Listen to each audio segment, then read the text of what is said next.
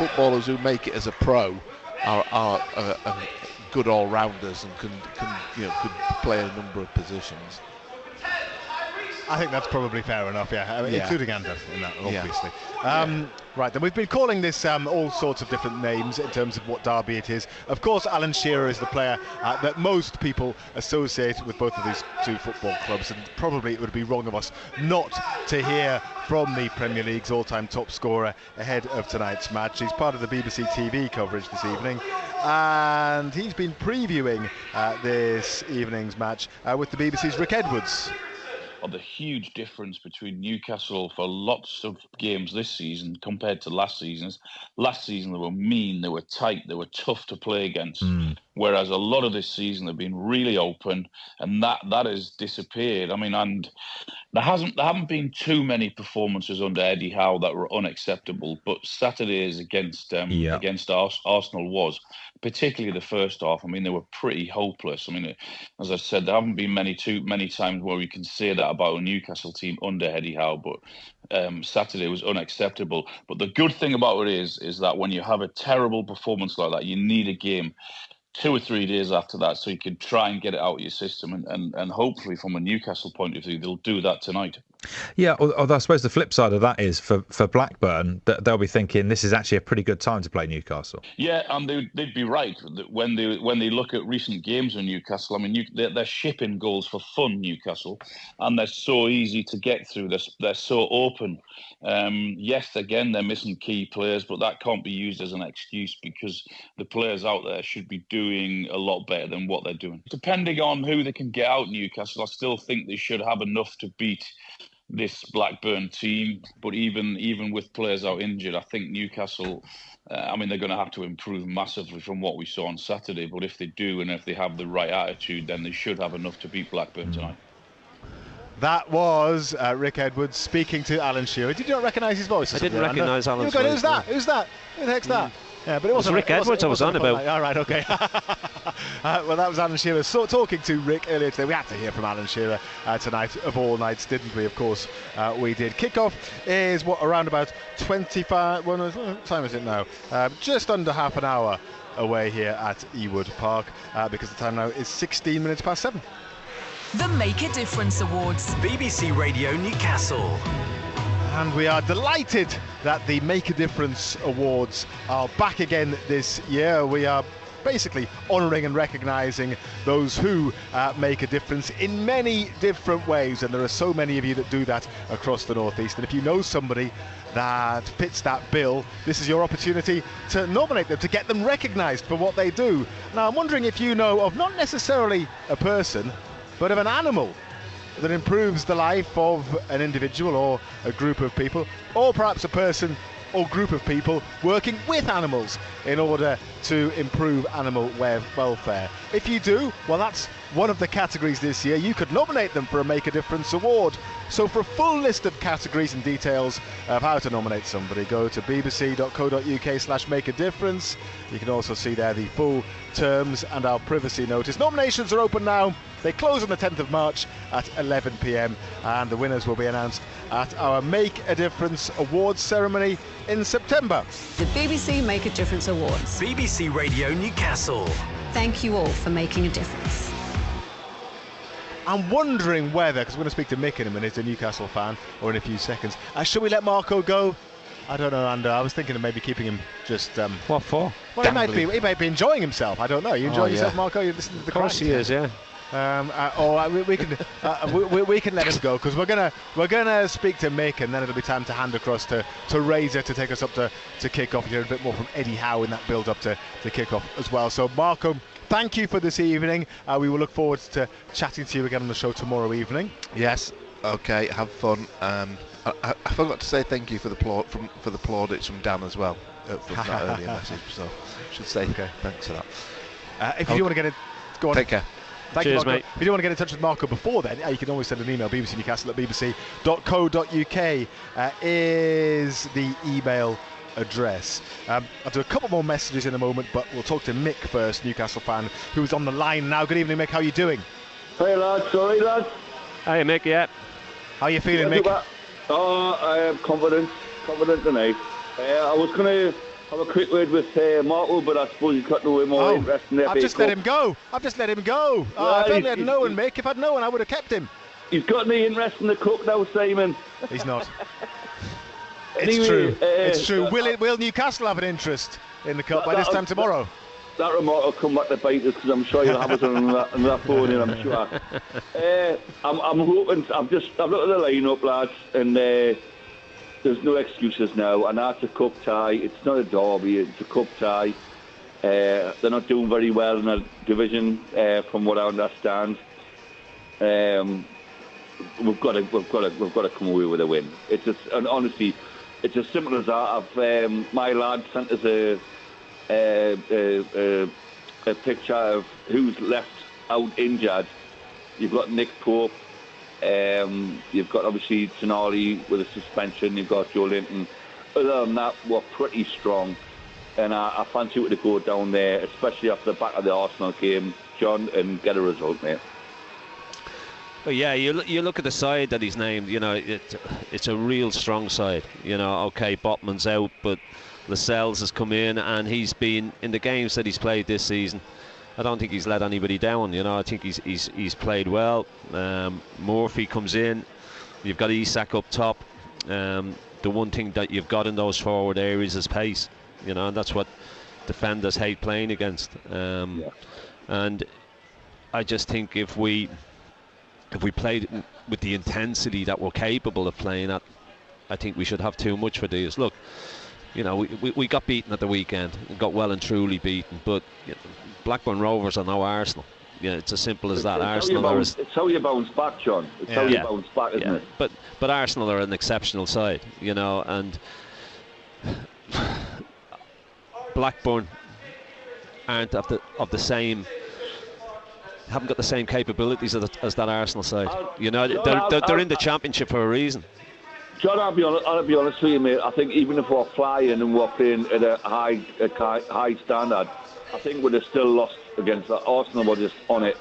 Well, I said earlier, you know, that 45 minutes is probably the best that anybody's played against us all season. I thought the first half Arsenal were excellent. And it was difficult for us because we couldn't get the ball, and then when we did get it, we couldn't keep it. So life was very, very difficult for us. And the one thing you know is that this Blackburn side won't do that to us tonight. I think there's no excuses, John, coming away from this 90 minutes without the victory. I honestly don't. It's a case of you go down there, and I know I keep coming back. I know it's a cup game. We've got to get the job done tonight. I know they might see it as, you know, even if they get a draw, they'll get half the gate's money, and obviously. No, it's all decided tonight. It's all decided tonight. There's no replay. Extra time and penalties. It's extra time and penalties tonight. It will be decided tonight. I'm behind their times, lads. That's what they do because these are midweek games. They're just trying to stop the fixture list becoming too congested. So they've done this for a couple of seasons now. That's what we're here for, mate. Don't worry. Good luck. Hey, listen, well, enjoy the game, John, and fingers crossed, pal. Cheers, Mick. Thank you. Thank you very much indeed, Mick. Good to speak to you this evening. Thanks very much indeed for coming on tonight. By the way, if you do want to send us a message, I will be able to pick those up at half time and indeed at full time tonight. So 08000 321 333 on WhatsApp, 81333 on text. Start your messages with the letters BBC. Chris has been on. I'm not quite sure why he's brought this up, Ando, but he says, I once saw John Anderson playing in midfield against Spurs at home, I think, and he wore number 8. Is that right? Did he wear number 8 against Spurs? I wore lots of numbers. I never saw you as a number 8, but, you know. Wore lots of numbers. Yeah, okay. I wore every number between 1 and 11, I think. Do you remember playing in midfield? Was it central midfield? I did a couple of games, yeah. I did play. I played a few games in there. Sort of Glenn Hoddle type? No, definitely not. No, 60-yarders? No, just sitting in there. Sitting there tidying up, getting it, giving it. Just sitting in there. Putting in the odd biting tackle. Okay. The odd one. And Kirk, who is from Prudder, has also sent a message this evening. He says, interested to see what dynamic Tonali will bring when he is back, says Kirk. I mean, yeah, he's obviously a forgotten man, suspended as he is for the remainder of the campaign. He will be back next season. He would certainly have been playing week in, week out had he not been suspended, wouldn't he? Yeah, you would imagine so, yeah. You know, we haven't seen a great deal of him. He's had that suspension hanging over him. He's still training every day of the week. It must be an absolute nightmare for him, going in training day in, day out, with nothing to look forward to at the end of the week, because you can't go and you can't play any games. Ivan Toney's had the same, I guess. He's come back and he's looked relatively sharp. Yeah, and he scored goals. Yeah. So, Ivan Toney's got a... Yeah, and hopefully he comes back the same way. Yeah, indeed. But he would certainly be somebody that would be featuring quite a lot as it is. There are changes to the Newcastle United team this evening. Jamal Lascelles comes in at the heart of defence. Jacob Murphy is playing wide in midfield. Joe Willock starting tonight as well. Where do you feel the game will be lost in one, Ando? Look, I've been saying all along in Premier League games that midfields where games are won and lost. I think we've struggled in that area in the Premier League. I think the individuals have played well as individuals, but I don't think that collective unit works or didn't work. I mean, obviously he's changed it tonight. He's brought Young, he's brought Willock back in. I don't think that's any reflection on young Miley's performances, because I think he's played exceptionally well. 17 years of age, to have played the amount of games that he's played at the intensity that he's played them at. I've said this before, I think he's a boy who's got a big future. But I just think if we play with the intensity that we're capable of playing at, we should have too much for Blackburn. And I think when Kevin was on earlier, Kevin Gallagher, when he was saying that all of a sudden they've gone narrow, I think that could play to our strengths as well, especially with getting the wide boys on the ball, lots of space in behind. The pace that we've got up there hopefully could cause them all sorts of problems. It's going to be a fascinating encounter. Championship versus Premier League. Blackburn Rovers versus Newcastle United. It's a chilly night here in Lancashire. The ground is filling up. You won't miss a kick here on BBC Radio Newcastle. It's 20 minutes now to kick off, and Razor, along with Ando, will take you up to that kick-off next.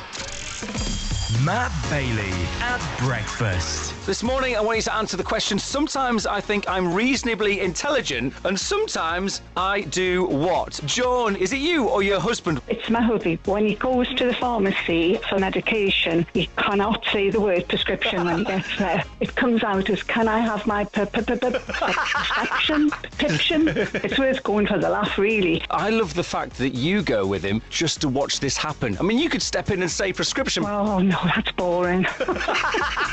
Matt Bailey at breakfast. Weekdays from 6. BBC Radio Newcastle. Total Sport North East. The FA Cup. BBC Radio Newcastle. Newcastle looking to reach the quarter-finals of the FA Cup up against Championship bottom half side Blackburn Rovers. And we'll bring you the commentary as usual here on BBC Radio Newcastle. 7:45 kickoff, and a team with 5 changes. Dubravka in for Karius, Lascelles replaces Botman, Byrne for Livramento at left back, Willock starts in midfield in place of Miley, and it's Murphy for Almiron on the right side. So in full, from right to left, goalkeeper Dubravka, Trippier, Lascelles, Cher, Byrne, Longstaff, Bruno, Willock, Murphy, Isak, Gordon. And the information we have on Sven Botman, we've been told by the club that Eddie Howe has chosen to rest him tonight, and it's not because he is injured or that there is a problem that has come about from the game at Arsenal at the weekend. They're saying rested. Well, we'll probably see more of the weekend. Yeah. If he's back at the weekend, yeah, okay. Unless he decides to rest him again at the weekend, we will see. We will see. It's something we'll follow up with Eddie Howe after the match, when we get the chance to speak to the Newcastle manager. But Lascelles plays, Byrne comes back in. 5 changes tonight, and he's made those changes, and they're without Botman, but it's still a strong-looking Newcastle it's a strong team, side, yeah. and a team that should be more than good enough to beat a team, as I've said, in the Championship that are in the bottom half. And hovering 4 points above the relegation zone. Without a doubt. You know, you look at what's in there. There should be more than enough to be able to go and see this Blackburn side off. And again, that's not being disrespectful to Blackburn. You know, you've got Dubravka international, Trippier international, Schär international, Guimaraes international, Isak international player. You know, you've got players in there who've played at lower levels in international football as well. So they should have more than enough. But it's the FA Cup, you know, we know what it can do. You don't get as many upsets now as you once did. You know, I think there's hardly that many upsets now in the cup.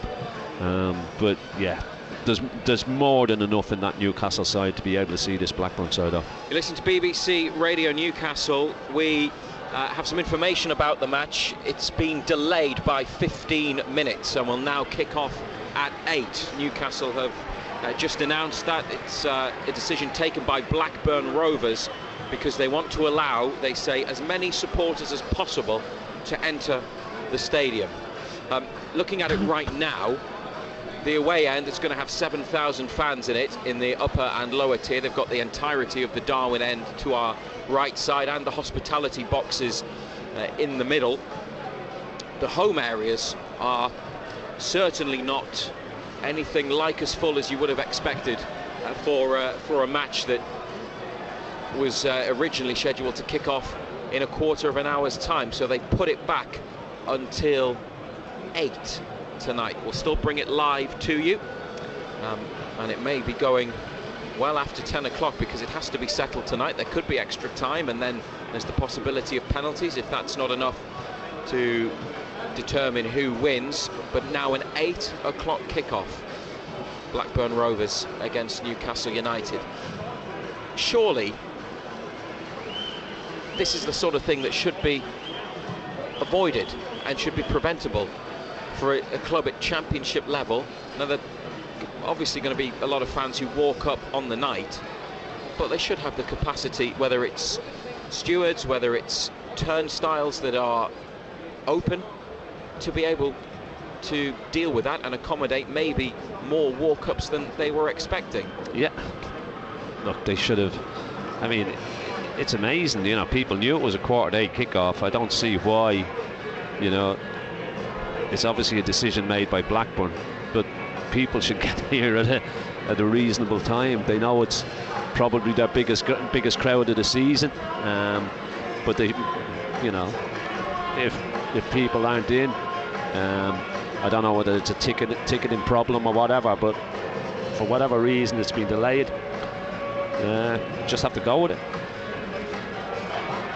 Well, I don't think there's any problems in the away section. Lots of black and white on display. It's a chilly night, so some have gone for the black and white scarf option over their winter coats. The team won't be in black and white. They're wearing, for the warm-up, the away kit, which is navy and yellow, and Blackburn the blue and white colours. The interior of the ground, mostly blue seats, but on the far side, the oldest stand, single There's tier. Nobody in that stand, There's hardly anybody in it. We can see the blue, red and white seats on show. A few fans have gathered at the front against the advertising boards, but it's clearly a problem with access to the stadium that has led to this delay, and until we're given any further detailed information, we can only assume it's because Blackburn weren't expecting as many supporters to turn up. Perhaps a few people have just decided on the night to come. The roads outside the stadium were certainly busy when we arrived 2.5, 3 hours ago, and it's quite tight, isn't it? Terraced housing, yeah, and supermarket and fast food outlets and narrow roads, but they have midweek kickoffs quite regularly in the Football League, but they put this one back by 15 minutes, so it just means an extra quarter of an hour for us to chat and to preview the game and look ahead to what is, Ando, a huge game for them in their season. Before and particularly after Arsenal, I know a lot of people were talking about the importance of this week, and is Blackburn in the FA Cup more important than a league match that ended in a 4-1 defeat?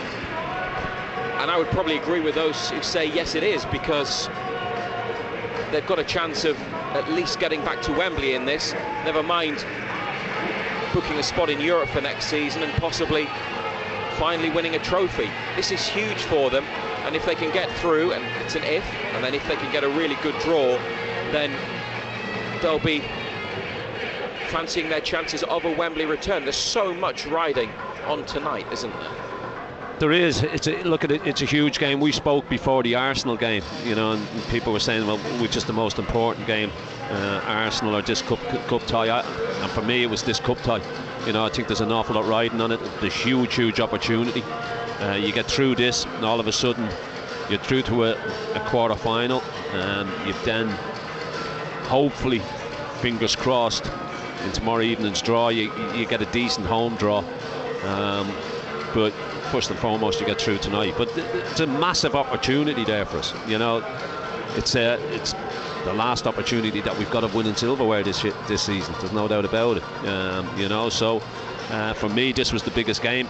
And as I say, hopefully we get through it, and the draw's good kind to us tomorrow night.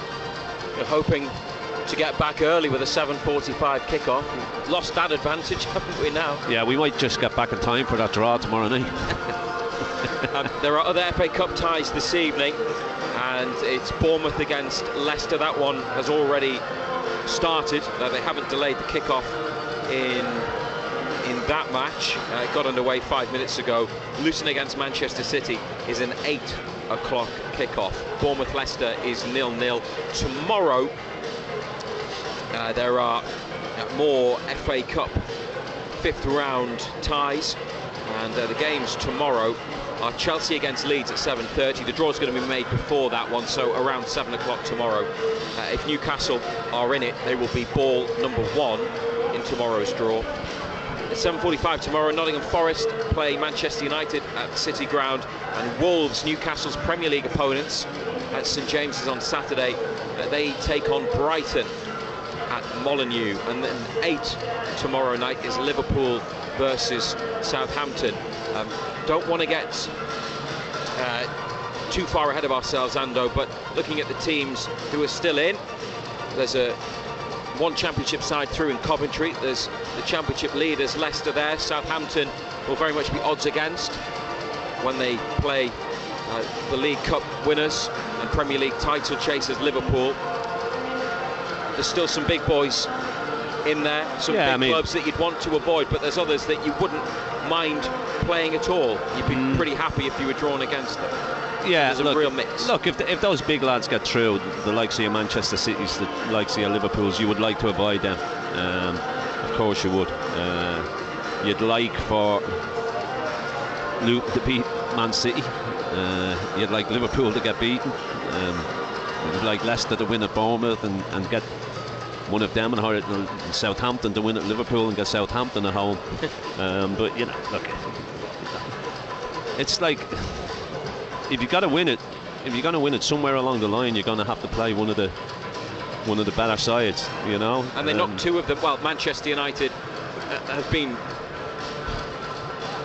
indifferent this season. When Newcastle have played them, they were awful, and somehow they're still quite a way above them in the Premier League table. But winning at Old Trafford was hugely significant, and they beat Manchester City at home, 2 much changed teams that night. They almost eliminated Chelsea from the League Cup, so they've done that in the other domestic cup competition. They might have to do it in the FA Cup, but obviously I think are a bit stronger in the FA Cup, I think these sides are stronger now. I just had a look at that Manchester City side that are at Luton tonight, and you look at who's in. He's got a lot of the big boys in there. He's got a lot of the big hitters in there. So he's obviously taken this FA Cup seriously. I mean, Walker, Stones, Akanji, Aki, Kovacic, Nunes, Silva, De Bruyne, Grealish, Haaland. he's named a very, very strong side. You know, so when you get to this stage of the competition, I think you've got to take the competition seriously, because you're only a couple of games away from a Wembley appearance. So as I say, somewhere along the line you're going to have to play one of these big boys, and if you're going to win it, you're going to have to beat them. This match has been put back 15 minutes and will now kick off at 8. Blackburn Rovers against Newcastle United, 5th round of the FA Cup, live on BBC Radio Newcastle. And hello to you if you're listening to us through the BBC Sounds app. We can put our Newcastle United commentaries on FA Cup ties on BBC Sound. So if you are listening to us that way, then thanks for choosing to follow the match with BBC Radio Newcastle. We are hearing that there is an issue with access, possibly with the away fans, maybe in addition to some of the home areas, but also we're hearing that there were problems with access before Blackburn's home tie against League 2 Wrexham in the 4th round as well. Not sure if the problems were the same, but there was a delay to that match too. We're going to hear from Eddie Howe in a bit of detail soon, talking about the FA Cup and what they'll be facing in the shape of Blackburn Rovers. We will also hear again the opposition perspective from the Rovers manager John Eustace. All that is to come, but let's have a look back at what happened at the weekend, because they come into this one having seen what was a good sequence of results away from home across FA Cup and League. It was 4 wins in a row: Sunderland, Fulham, Aston Villa and Nottingham Forest. That was ended by Arsenal on Saturday night. Newcastle went to the Emirates Stadium to take on one of the Premier League's title contenders, and they were well beaten. Saka jogs on the spot, then clips the ball in. Karius with a save. Did it cross the line? Referee says it did, and the goal line technology has signalled that Arsenal have scored the opener. Jorginho for Martinelli on the right side. He's pulled it back, and it's a tap-in for Kai Havertz. Martinelli didn't give it up, and neither did Havertz, as Newcastle stood still in the penalty area from the cutback. Arsenal's lead has been doubled. Saka tackled by Gordon. He's got it back. Oh, good Bukayo save. Saka, and Loris Karius diving to his left with a really good save to turn it behind. And then Saka infield from the right wing, carried it so well under pressure, now threaded through, no offside flag, and it's rolled wide. What a huge opportunity for Kai Havertz. Isak's after it, what a touch to take it down. Here's Alexander Isak, brilliant skill, and then the shot just over the top.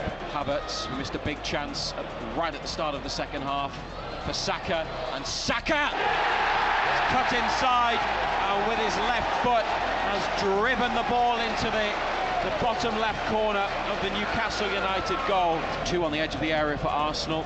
Gordon is out towards this near side. Everyone else is within 10 yards of the Newcastle goal. Karius tries to make a block as it's headed on, and it's gone through, and Arsenal have scored a 4th goal. Jakub Kiwior away from goal. Anthony Gordon twisting and turning, corner of the box. Big Dan Burn takes over, delivers the cross, good header, and Joe Willock on his return from injury and his return to the Emirates Stadium scores against his former club. It's a consolation goal. Very disappointed with our first 45 minutes. That was very unlike us. We didn't compete. We weren't where we needed to be mentally, I didn't think. But take away the tactical part of the game. Mentally, coming here, you have to be absolutely razor sharp to get anything from the match, and we weren't there. Total Sport North East. Matthew Raisbeck and black and white legend John Anderson. BBC Radio Newcastle. That was our commentary from the Emirates Stadium on Saturday night. Eddie Howe, Ando, said that he was sure that the Arsenal match would be out of their system by the time they play this one. It's good that they have another match to focus on so quickly. There was clearly a lot that wasn't right the other night, but I feel that we're in agreement that as disappointing as it was from the Newcastle point of view, because in games against the top teams, generally under Eddie Howe, there's been a big improvement and they've got some good results, and we've seen them play the way that they like to play. That wasn't there on Saturday, but Arsenal are also exceptionally good and they started with real intent, and the tone was set very early on. Newcastle just couldn't live with them. No. But sometimes you've just got to say that the opposition were better than you, and Arsenal were far better than us in the first half. You know, they swamped that midfield. I don't know how many times in that first half Bruno had his pocket pinched because they just closed them down so quickly, didn't give us time on the ball, trying to play out from the back. They got in and about us. We were sloppy on the ball. We were the complete opposite to what Arsenal were. You know, Arsenal were in our face. They were quick, they were sharp, they moved the ball quick. You know, we were pedestrian when we were moving the ball. We were pedestrian in our movement, complete opposite to what Arsenal were. I mean, I said earlier, Reza, that I think that first half performance is probably as well as anybody's played against us this season. You know, they could have been, and they should have been, more than the 2 goals up that they were. You know, because they totally dominated. We never even had a shot, never mind on target. We never had a shot in that first half. They barely got out of their own half. Couldn't get out of our half. You know, so the fact that we've got another game tonight, you know, it's. But the Arsenal games, they were quality. You know, they were really quality. But like Bournemouth caused us problems, Luton caused us problems. You know, and they're nowhere near the calibre of what Arsenal were. So look, there's still 1 or 2 issues that need ironing out. You'd be worried about that midfield 3. You know, yes, he's made a change tonight, he's brought Willock in, but Willock's a similar type of player. He likes to get on the ball, he likes to get forward. He's not going to sit and protect that back 4, and that's where the problem is. Well, Joe Willock, the goal scoring return as a second half substitute on Saturday night. He's in from the start this evening against Blackburn in this cup tie that's been put back by 15 minutes and will now kick off at 8 at Ewood Park here in Lancashire. But let's hear a little bit from Willock, who says after making that long-awaited comeback from an Achilles injury and scoring a goal against his former employers, it was a night of mixed emotions. I think it was a bittersweet feeling, you know. It's been a long journey for me on the sideline. It's been very heartbreaking, to be honest. Probably one of the hardest times in my career, if I'm honest with you, because I haven't been able to be with my teammates that I love so much, you know. And they've helped me a lot, to be honest. There's a real brotherhood in the club, so it means a lot to come back and finally be on the pitch with them. I mean, I was wanting to win today, but unfortunately we didn't. But I'm happy to be back, and hopefully I can stay back now and stay fit.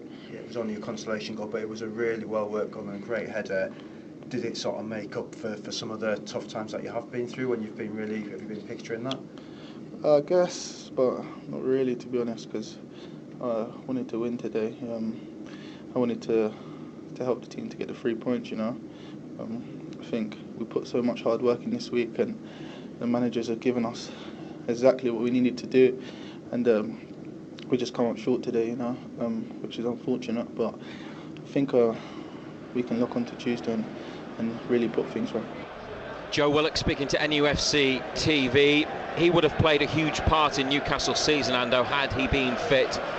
He's someone I would have loved to have seen unleashed on the Champions League. He featured in the games against Dortmund, scored the goal at Manchester United in the League Cup. You're right in that he's not the holding, deeper, defensively minded central midfielder that many observers feel that they lack and that they're missing. But he's such a big player for them, particularly going the other way, and with his athleticism and running, it's pretty important overall to how Newcastle play the game. It must have been a really tough year for him with the 3 separate injuries that he's had. Yeah, look, it's been tough on the boy, there's no doubt about it.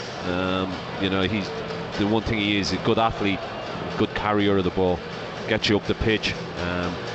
Thought he did well when he came on against Arsenal. Thought he looked fit, looked lively, scored a good goal. You know, it was a good goal, good header. We've missed his ability to get us up the pitch, you know, to carry the ball up the pitch. Is he going to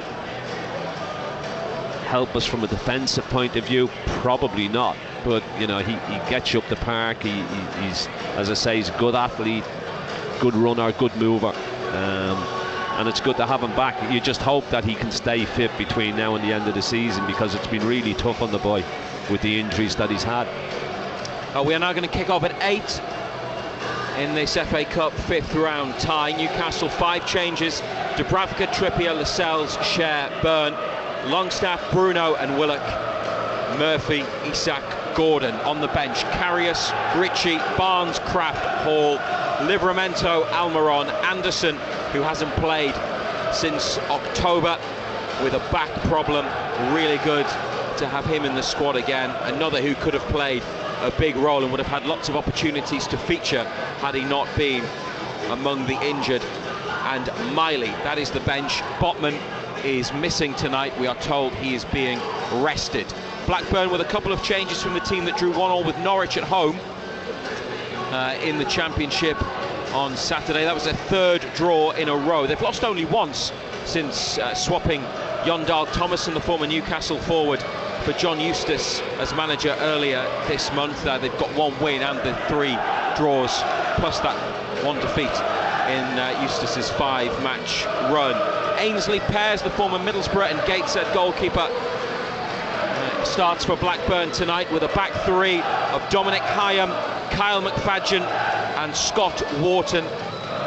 Then 4 across the middle with wing-backs Callum Britton and Ben Chrisen, who's 20 years of age and on loan from Aston Villa, John Buckley and Andrew Moran, a 20-year-old Irish international signed on loan from Brighton, who was on the bench against Newcastle in the Premier League at the end of last season. Those two, Buckley and Moran, are in the middle of the park.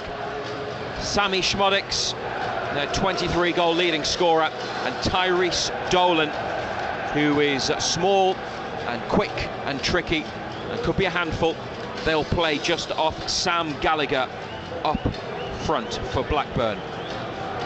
There is a match tonight that we're keeping an eye on in the National League. Rob Elliott, former Newcastle goalkeeper, now in charge of Gateshead. They are in the playoff positions in the National League on a 7-match run without defeat, away to Woking in a game that kicked off at 7:45, but Gateshead find themselves behind early on, conceding in the 3rd minute. Woking 1, Gateshead 0. If there are any more goals in that fixture, we will let you know about it. Here come Newcastle's players back out, having been warming up.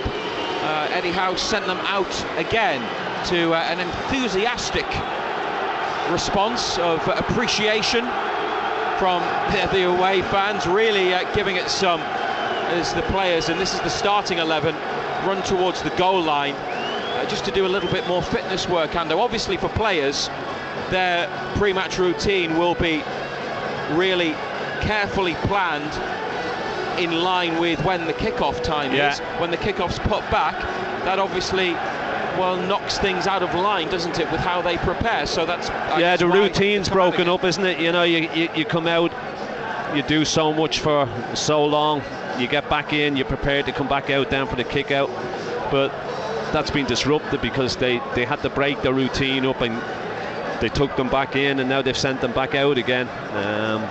So yeah, it's a little bit different, but it is what it is. There's not a great deal that the players can do about it. They just got to accept it, and now they're gone back in again. They've only been out for a minute. Just a couple of quick sprints just to top it up and finish off. A kick-off will be in 7 minutes time. Blackburn's bench is Leo Wahlstedt, the Swedish international goalkeeper. He played in one of their earlier rounds, in round 3, home win 5-2 against League One side Cambridge. Harry Pickering, Arne Sigurdsson, Billy Kumetio, Dylan Markande, Jake Garrett, Samir Tilalovic, Rory Finneran and Yasin Ayari, another Swedish international and another player on loan from their Premier League rivals Brighton. Newcastle at Ewood Park for the first time since they met Blackburn in the FA Cup in 2019. It was a round 3 tie that went to a replay, 1-1 at St James's, and then United won here in the second game by 4-2. A couple of players scoring that night from the Newcastle Academy. Sean Longstaff was on target with an early goal inside a minute, and then Cal Roberts got one of Newcastle's other goals. Adam Armstrong, who was playing for Blackburn at that point, another Newcastle Academy graduate, scored against them. But this is the first time the two clubs have met since then. Blackburn were a Premier League team up until 2012, but 12 years outside of the top flight. That includes 1 year in League One in 2017-18. They tried in vain to come back up last season, missing out on the playoffs narrowly, finishing in 7th position, just behind Sunderland, who crept in on the final day of last season. This year, much harder for them.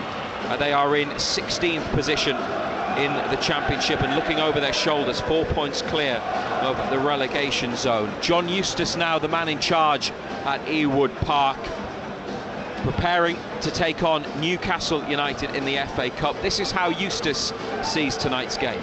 I think it's a really exciting game, and it's great for the fans, it's great for the players to be playing against the top players in Europe, and it's a really exciting night for the fans to really see a special night, hopefully. From what you've seen of them, John, how good are they, and how much strength and depth have they got? There's been a lot made of their injuries this season. There's been a lot of injuries here this season as well, but they've still got some world-class players, haven't they? Yeah, brilliant team. One of the best teams in Europe. One of the best teams in the Premier League. So yeah, we know it's going to be a really difficult game. Is Eddie Howe someone that you admire for the job that he's done throughout his managerial career? Oh, absolutely. He's a top English manager. He's got a fantastic track record. He's managing one of the biggest clubs in the Premier League. So, he's certainly a top man and a top manager. How do you go about beating them? We just got to concentrate on our own jobs. We have to enjoy the night first and foremost. There's no pressure on us. We want to go out there and express ourselves and see where it takes us. John Eustace, the Blackburn Rovers manager, with his admiration for Eddie Howe, who's a big fan of the FA Cup and is looking to lead Newcastle into the quarter-finals. And he says what's been a challenging season at times can still be a special one. Yeah, definitely. We're still in the throes of deciding where the season will end up when nothing's decided either for or against us. We need the players excited, ambitious, thinking brightly about the future, not negatively. I've always got a positive outlook. I think things in football, I've been in it long enough to know it changes very, very quickly, both for and against. So that's why you have to commit to everything you're doing. You have to be the best that you can every day. And then hopefully if you do, good things around the corner. So this season could still be very special for us, but we have to make it happen. FA Cup then, at the point you're at in the season and the stage you're at in the competition, how important and how exciting is it for you? Yeah, no, it's a huge game for us. We're absolutely committed to the FA Cup to do well. We have been all season. We've had 2 very difficult games, both away from home, to get to this stage. Now another difficult game away from home midweek as well. So no, we've been looking forward to this game for a while, so we know how important it is. Finally, what do you make of Blackburn? Because since the draw was made, there's been a change of manager. Last season they were in playoff contention. It's been a bit harder for them this year. Yeah, I think they've obviously made a change of manager. John's a very experienced guy. Done a great job at Birmingham. I'm sure he'll do a very similar job at Blackburn. I think it goes to show how competitive the Championship is. As you say, last year they were right up there competing. This year, after a really sort of bright spell, they've maybe not where they want to be in the league, but I think they're a very competitive team. They've got goal scorers in their side. They're playing a new system under the new manager, so I think lots of challenges for us to rise to and overcome, and hopefully get through to the next round. Total Sport North East. The FA Cup. BBC Radio Newcastle. Well, the teams are with us at Ewood Park after a delay of 15 minutes.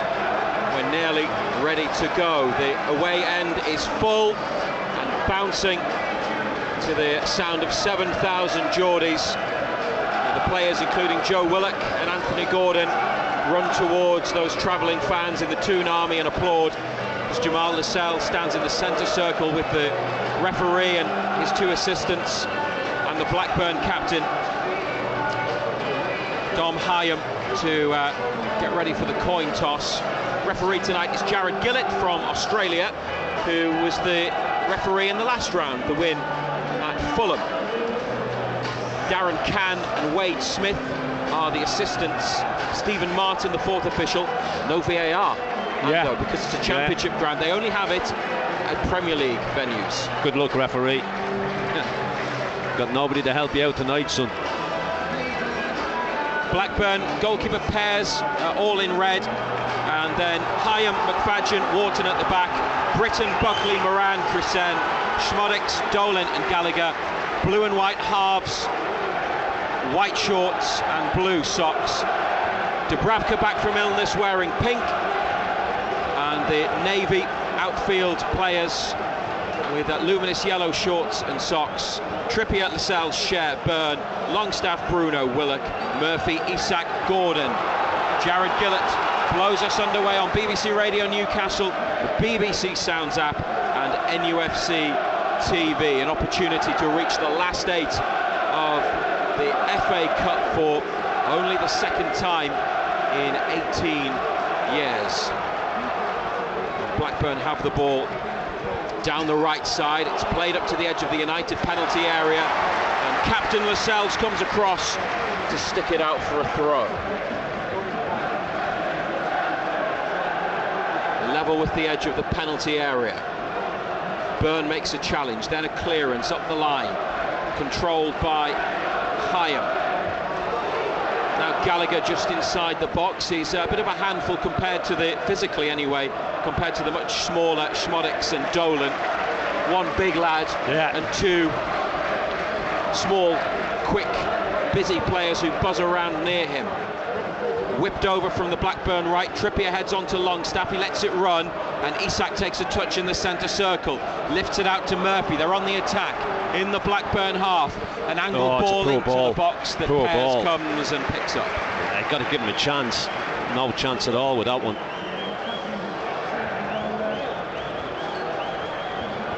We've had 90 seconds. And Blackburn give it straight back to Newcastle with a ball up the pitch, headed forwards by Lascelles, on by Willock to Isak, who turns left of centre, edge of the final third. Anthony Gordon back to Joe Willock, and now inside to Fabian Cher. He's pinged it. Trippier's made a run in behind the Blackburn defence, but he's caught by the assistant's flag. Wade Smith said Kieran Trippier was offside, and Blackburn have a free kick. Yeah, you could see from up here he was offside. Linesman, as always, waits till he plays the ball, and then the flag goes up. Somebody's changing their boots already in a Blackburn shirt. There.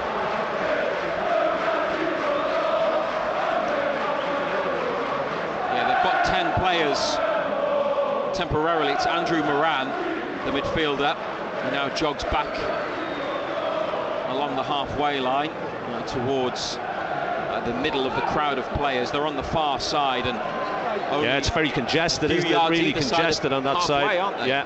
High Newcastle line. Now they drop back as Pears lifts the free kick out towards the left wing. Gateshead have equalised at Woking in the National League 1-1. Marcus Dinanga, their top scorer, has got the goal. And that was a 7:45 kickoff. Newcastle throw. Trippier to Lascelles, who made his first appearance as a sub at Arsenal after injury, previously seen in the derby late on. Lascelles, he'd been out for a couple of weeks with a calf problem and then couldn't get back in, with Botman and Cher playing together. And it's Fabian Cher's long ball looking for the run of Murphy. It's not the first time they've played that pass. Bruno with a heavy touch in midfield, and then it comes to Murphy on the right touchline. He finds Bruno just behind halfway. Blackburn make a tackle, and Schmodix plays it back to Wharton. It's Buckley, and then Wharton bursts out of defence, rolls it to Britton on the right side. Comes infield away from Willock and Gordon. Lays it off to Schmodix, who's popping up everywhere. He's got a bit of a free roll. Dolan into the Newcastle box for Sammy Schmodix, right side. It's a goal kick. Home fans appealed for a corner. Dan Burn made the block, but it came back and hit Schmodix and went behind. Yeah, there was no real power in the shot, was there? Good move though. Worked it well, didn't they, down this right side? Little ball in behind. Bourne's done well. Stuck out one of those long legs, didn't he?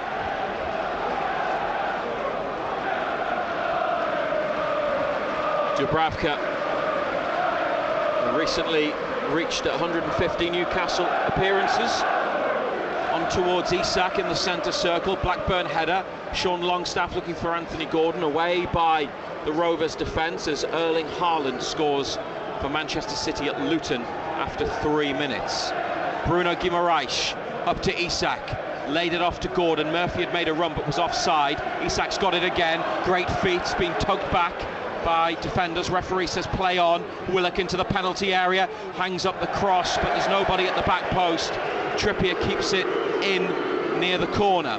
Longstaff laid off to Trippier, and now Lascelles, middle of the Blackburn half of the field. Fabian Schär over to Burn on the near side, looking for Willock, almost pinched back by Britton, and Burn from inside his own half gives it to the goalkeeper on the edge of the D. 0-0 in the 6th minute. Bruno gives himself how much space? Angle. Get turned. He's got a huge pocket of space in midfield, and he's looked for Isak and found him away down the right side into the area. Isak tackled. It'll be a corner kick. Wharton Second with the challenge. touch was poor, wasn't it? Just got away from him. Just a ball over the top.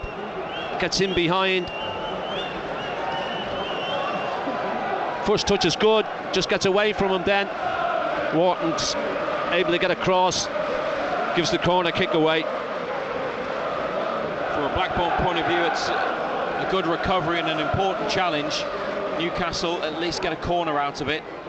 And it's Murphy to Willock, and now back to Trippier. That's a high ball that Dan Burn keeps in with a header, and it's volleyed out for a throw 25 yards from the goal on the near side. Gordon will leave the throw for Burn.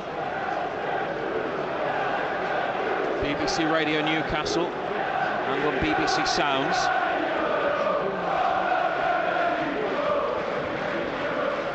Schär foot on the ball. On to Gordon, laid off to Willock, inside to Bruno. Trippier's making the run, they look for him with a floated crossfield ball that's too high. He had to really jump and stretch and strain the neck muscles to try to stop it from going out, but he couldn't do so. Yeah, it wasn't the worst idea in the world, was it? Good switch of play, just too much on it. Yet again, Trippier getting into that advanced position early.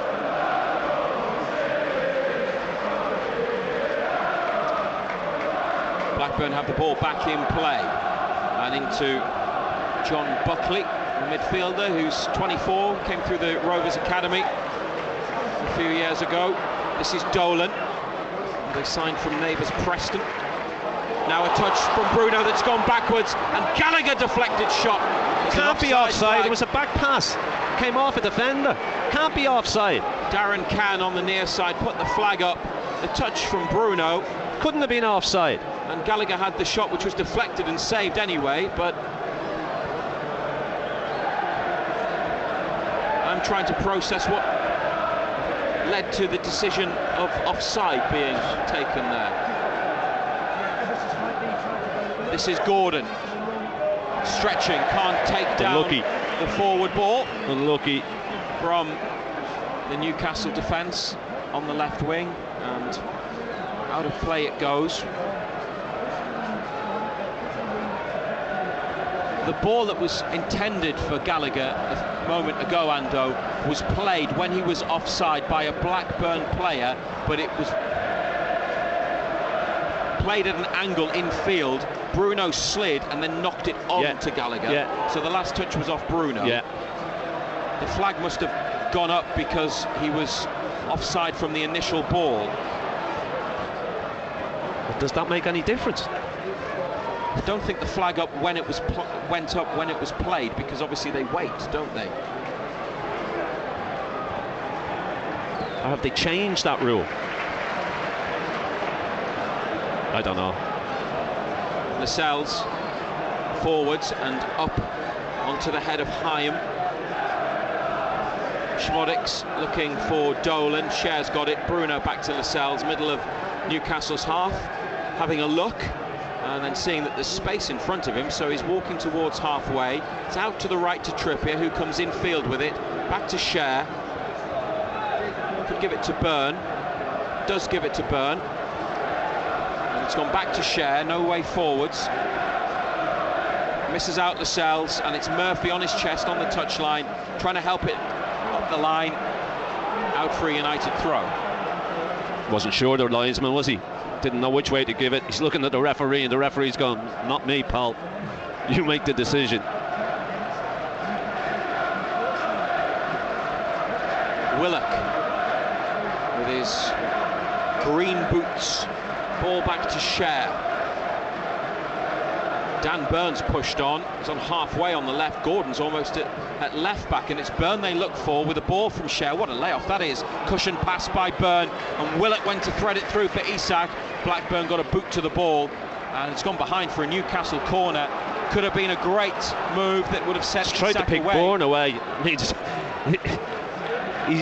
picked the wrong person, hasn't he? Because there's too much pace on it. There's no way in the world that Dan Bourne's ever getting that.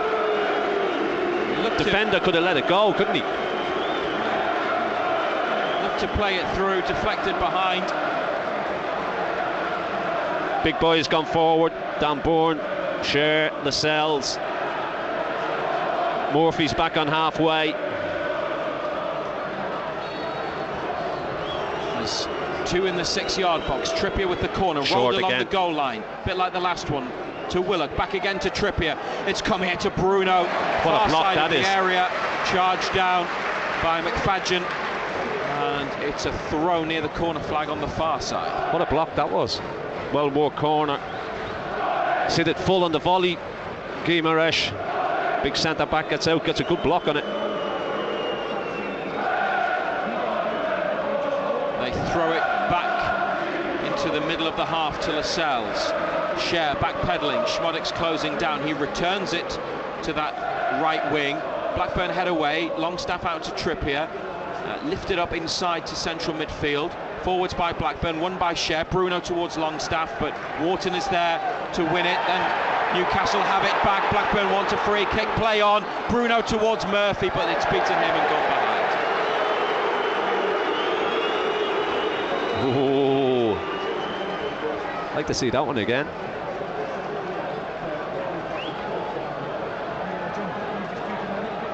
That would have been a free kick in the Premier League. This is a Premier League referee as well. Yeah, but he's Australian, isn't he? Does that matter? Scher, left-footed volley forwards. Isak heads on. They're not the biggest side in the world, Blackburn. Well, the two midfielders that they've got in the centre, Moran and Buckley, are under 6 foot. Yeah, You've got Dolan and Schmodix. They're not the biggest. You look at them. Schmodix and Dolan are, I think they're both 5'6". And yeah, and even you could get a bit of joy at set pieces. I mean, Wharton and Hyam are 6'2", McFadden 6'1". They're the biggest. Newcastle are looking for Jacob Murphy. It's cleared, and it's Longstaff who beats the aforementioned Schmodix in the air. Didn't really have to jump. Lascelles to Willock, left of centre in the Blackburn half. Here's Anthony Gordon, takes it under control and taking on Britton and going on the outside and delivering the cross that's headed away. Lascelles coming onto it. Oh, missed his header. Scher's behind him. Forward to Bruno. Trying to find another Newcastle navy shirt. Trippier.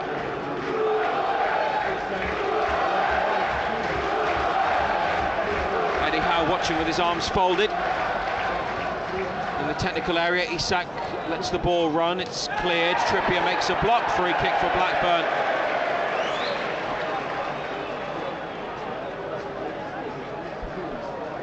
this time Jared Gillett does give the home team a decision that they ask for. Trippier into a challenge with Moran. Yeah, it was there to go for, wasn't it? Two of them went for it, just slightly mistimed. No intent. Now Gallagher with the ball on the turn towards Schmodix. Newcastle have it through Lascelles. They look for Willock, can't hold it. Dolan to Britton up from the right side. It's come back to Dolan, edge of the area. Longstaff mopping up, and Trippier clears for a throw to the Championship team on the far left-hand side. 15th minute, 0-0. Had one or two little moments, haven't they? They get the ball in there, we don't look.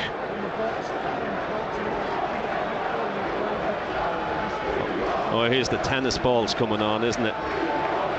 Blackburn still owned by Venky's, who've been in charge of the club since their Premier League days. They are not popular owners. Their logo, their emblem is on display around Ewood Park, particularly on the roof of the Riverside stand on the far side. And in protest against them, the Blackburn fans, some of them, are throwing small objects onto the pitch. We've seen something like this at Reading of League One in recent times in protest against ownership, and Newcastle fans know all about protesting against club owners, but the match has been paused because of the disruption from the objects being thrown onto the pitch. Newcastle will have the ball at the back when the game restarts, and some of the players have come over to speak to Eddie Howe and Jason Tyndall in the meantime. Yeah, I read a thing where they encourage people to bring their tennis balls and throw them at a certain time. Wasn't too many of them, mind, was there? It's only a few. It was accompanied by a chant of "We want Venky's out." And all of the objects, it appears, have been removed from the field of play. So at 0-0 on BBC Radio Newcastle, now in the 17th minute, they can get the game going again.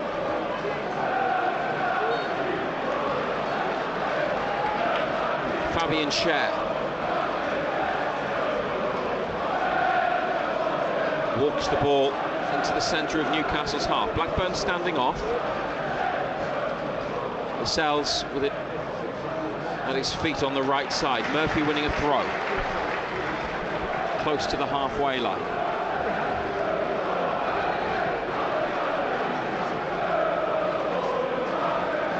Yeah, it goes back to Lascelles. Dan Bourne's got this left side. Gordon puts his foot on it. Down the line for Willock, who steps over the ball and gets a bit of space. Tries to take on Hyam. They've doubled up on him, actually. Buckley was across as well. And Blackburn, having won the ball back, played into midfield. They've lost it to Newcastle. Longstaff towards Gordon and then out to Willock, but the move breaks down. And Moran back to Hyam, hoisted up towards halfway. Burns 6'7" against Schmodix 5'8". Good touch. Predictably, Newcastle won the header, but Blackburn get it back in the centre. Gallagher down the right, the big forward, stopped by Schär, who turns inside away from him and whips it across the penalty box to Trippier, up to Murphy, who can turn and try to get away. Tripped. Back of the centre circle, just as he was starting to motor towards the Blackburn half. He got so much space shown to Blackburn midfielder Andrew Moran for the challenge on Murphy. He got so much space in there. That's taken one for the team, that one. He was away, wasn't he? Big gap through the middle.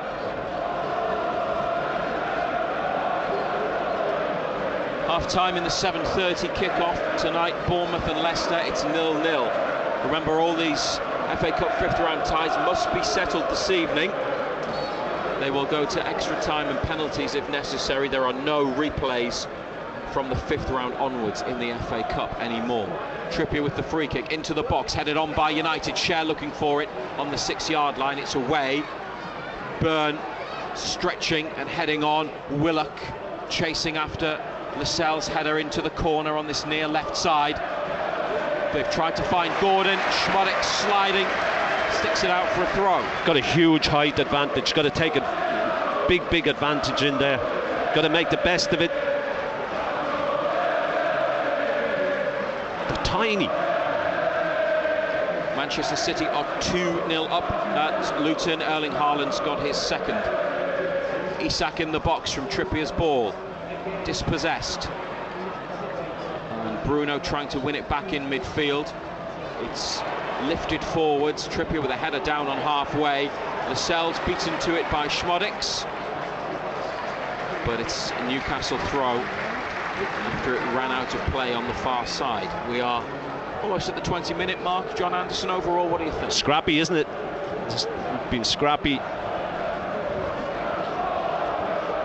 I think, as I said earlier, we've got a huge height advantage.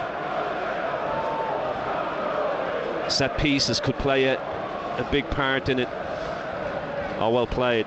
That's Isak back to Bruno. Blackburn defenders running back towards their own goal as Gordon takes Newcastle into the final third. Steps over the ball, wins a free kick near to the goal line. Ooh. Challenge from the side, I think, from Britain. No yellow card, but a free kick in between the corner and the penalty box.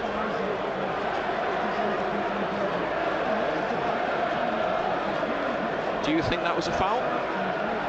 I think he's on his way down. Kieran Trippier comes across to take the set piece. Jacob Murphy hangs back. Blackburn have everybody in blue and white in the box defending. Goalkeeper Pears is next to his left-hand post. Yeah, his right-hand post, you can sorry. see it. I mean, those blue and white shorts, they look minute, don't they? They look tiny in there against 6-foot pluses in there. They've got Cher and Byrne in the 6-yard box. Lascelles is another option for Trippier. Gordon on the edge of the box. If he rolls it back, he sticks it to poor ball. Run of Lascelles round the back, but it's a goal kick. Yeah, poor ball, wasn't it? Just far too much on it. It looked like trying to pick Lascelles out coming around the back, but just got far too much on it. 0-0 at Ewood Park. Haven't had a clear chance yet either team, have they? No goal-scoring opportunities to speak of. A midway point in the first half with a Newcastle team that has 5 changes. Botman is rested tonight, so not in the squad, and Howe has left out Karius, Livramento, Almiron and Miley from Saturday. Dubravka, Lascelles, Byrne, Willock and Murphy have come in. Cher with a forward ball that's gone out on the far side. Eddie Howe exhales, puffs out his cheeks, and is now joined by Jason Tindall at the edge of the technical area. Howe making some notes. To their left is John Eustace, the Blackburn manager, in a baseball cap with arms folded. Cher with a misplaced header that's come to Britain, held up by Gordon, now back towards halfway to Hyam, who gets it again from midfielder Buckley. And carried forwards by McFadden. Britain down towards the goal line on the right. Schmodek's nearby. Britain wants to try and put the ball into the box. He's knocked it through the legs of Dan Byrne, but Bruno's behind him to intercept. Bruno then gets it back from Gordon, gives it to Byrne again, and it's a clearance towards the halfway line. Hyam down for McFadden, the 36-year-old Carl McFadden. They signed him from Coventry last month on a short-term deal until the summer. Here's Murphy for Newcastle United. Trippier away up the right side. Murphy back to Bruno on the halfway line, looking for the opening goal. attacking the goal to the left, over the top for Isak. Offside. It's offside. Flag's gone up again. Pears caught the ball anyway. Dolan takes it, collects, turns, lays it off to Britton on the near touchline. Still in their own half, Blackburn. It's been another goal for Gateshead in the National League. Having been 1-0 down, they have come back to lead 2-1 at Woking through midfielder Callum Wheeler.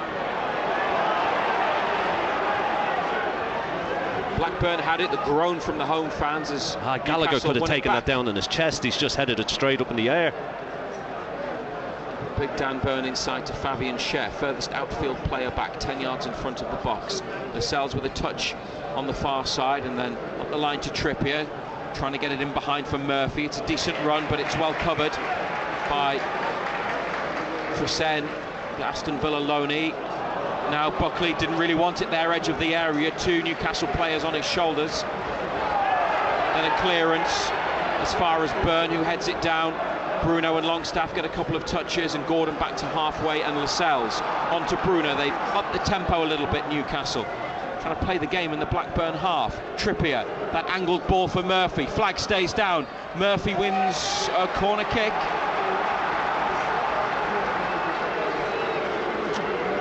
Yeah, good little ball down the side. Murphy's got in behind to give another corner away. I'd just be launching this in here, you know, Razor. Never mind all this going short. Just stick it in there with the height, huge height advantage. Just stick it in the middle of the penalty area. Trippier does exactly that towards Scher, but it's away. Murphy gets there before Dolan. Trippier wide on the right again. He's given it to Murphy. Rolls it to Isak, takes a touch, then another, forced away from goal. Good defending by Blackburn. Isak still has it though. Back to Murphy, 5 yards outside the box, right of centre. Bruno with a cross looking for Burn, headed away. Then a header on by Bruno that goes behind. The quality hasn't been there. There's no quality at all. No, there's no quality. But from either side, neither side's really getting hold of the ball, making things happen. Pears with a short ball to his left to Wharton. Chrisen back to Wharton on the touchline. Willock intercepts. Bruno's got it. It's a bit tight in there, and he's actually run straight into Dolan, who gets held up by a Trippier challenge on halfway. Now on by Blackburn, and Schmodix has got space in the area. Sammy Schmodix hits the outside of the Newcastle goal. Their leading goal scorer almost had another left-footed shot at an angle just wide of goal, hit the outside of the netting. Good break. Got to hit the target though, haven't you? Got to hit the target. I'm not too sure Dubravka knew that where that was, you know. It's a chance, isn't it? First real chance in the night. Yeah, for either team. Blackburn may look at that as a big opportunity missed. In fact, I'm sure they will, and he'd have been the player under that they would have wanted a clear-cut opportunity to fall to. And he couldn't get the effort back in towards goal in time. Side netting from Schmodix. Still 0-0, 28 minutes. Bruno pursued by Schmodix, near to halfway, back to Lascelles, hung up into the box. Gordon chasing Hyam, nods it back fairly calmly to Pears. This is Britton under pressure from Willock inside, and Dolan with a layoff. Then he gets it back again from Buckley. Forwards up the right side, the near side for Blackburn, attacking the away end. Newcastle with possession and quickly into the Blackburn half on the far side with Trippier to Bruno. Back to Trippier, and now Jamal Lascelles, who played in the game that they won here in the FA Cup 5 years ago, as did Longstaff, Murphy, Scher and Ritchie. They were all involved. Quite a few still at the club from that final season under Rafa Benitez. This is Jacob Murphy. It's away from his man and lays it off to Trippier. It's 15 yards into the Blackburn half. BBC Radio Newcastle, live at Ewood Park, FA Cup 5th round. Willock to Share. Blackburn have everybody in their half behind the ball. Lascelles on halfway, Share in the centre circle. Trippier with a bit of space close to the touchline.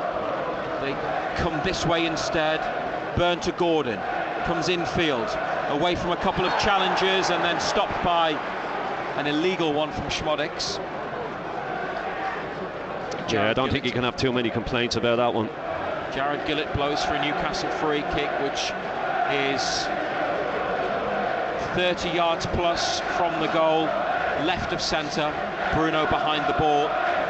He's put the spray down next to the ball and is just making sure Blackburn players retreat 10 yards. Burn rolls it to Bruno, gets it back again. Gordon tight to the touchline. Now comes in a couple of steps and receives it from Burn, back to Bruno. Lascelles into Share, they're moving the ball, Newcastle. Trippier starts to make a run, it doesn't come, it's Bruno back to Share and Burn. It's quite narrow at the moment. Murphy then gives them some width on the far side, but waiting for the ball to come across. Eventually he gets it from Lascelles. Too slow, isn't it? Slow and pedestrian. Needs to be quicker, needs to be sharper. That was one pass too many really for Murphy, who'd picked up that position, that got that space. And now it's just clipped forwards. Pears has to leave his box to clear and put it out for a throw. Hopeful ball there. I mean, it was a waste of a free kick. Because, as I said earlier, you've got such a height advantage. You just put it in there. You know, we ended up going back over halfway and it was too slow.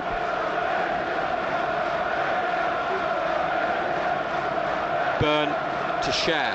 Longstaff dispossessed. Blackburn might be away. Got a man free to the right. Dolan in the penalty area. Looks for the far corner. Martin Dubravka down to claw it away. And following in, Schmodix couldn't apply a touch. It's a corner, but it was very nearly 1-0 to Blackburn. They've had the better chances. I mean, you can't lose a ball in there. You can't take chances. You can't keep taking liberties in those areas. I mean, they broke it. It's a good hit. Good save. Tell you what, it is a good save. Because it's going in that bottom corner. Next to the post. It's a really accurate strike from Tyrese Dolan. And Schmodix just got ahead of the ball. Half a step too far. Dubravka with a great save. The corner's floated back to Schmodix just outside the area and he hits one. But he hits it straight at Dubravka. A proper ping from Schmodix, but it was in the middle of the goal, and it's a comfortable save from Newcastle's returning goalkeeper after he just made a really good one. Yeah, top save.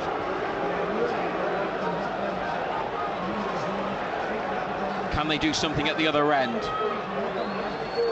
After the Blackburn opportunities, they've switched it right to left and then left to right. Trippier for Longstaff in the area. Sean Longstaff hits the legs of Pears at the near post, and it's a Newcastle corner. Got to drill it across goal.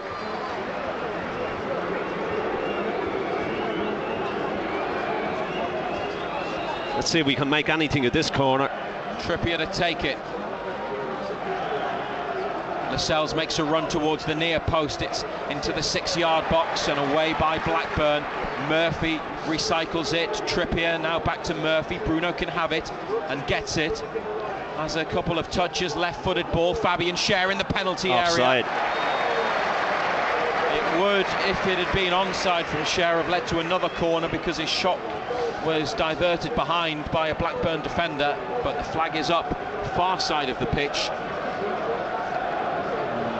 Free kick for Ainsley Pears to take. 33 minutes, still 0-0. But some uncomfortable moments with those Blackburn chances.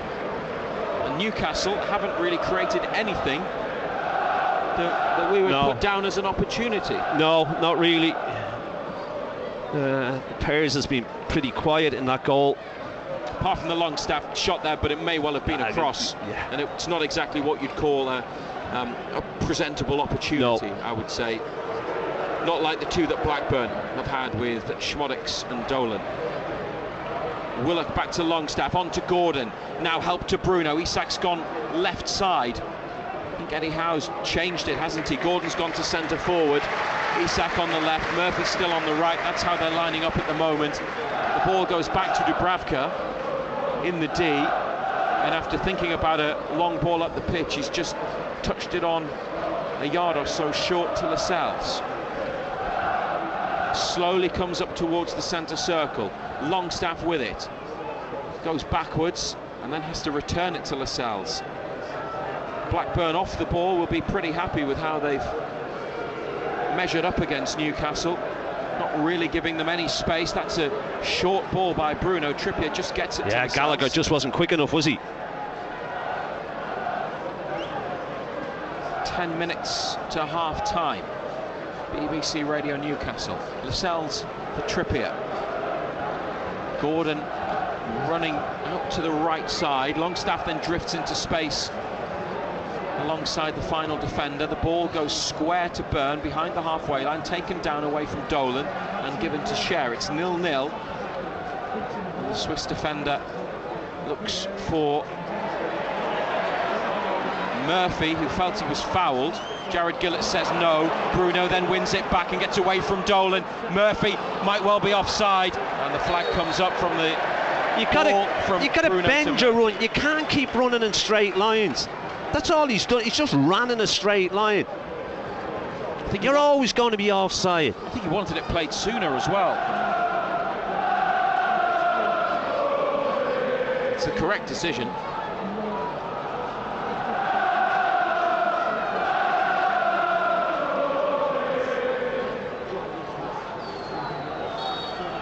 They've not had a lot to feel excited and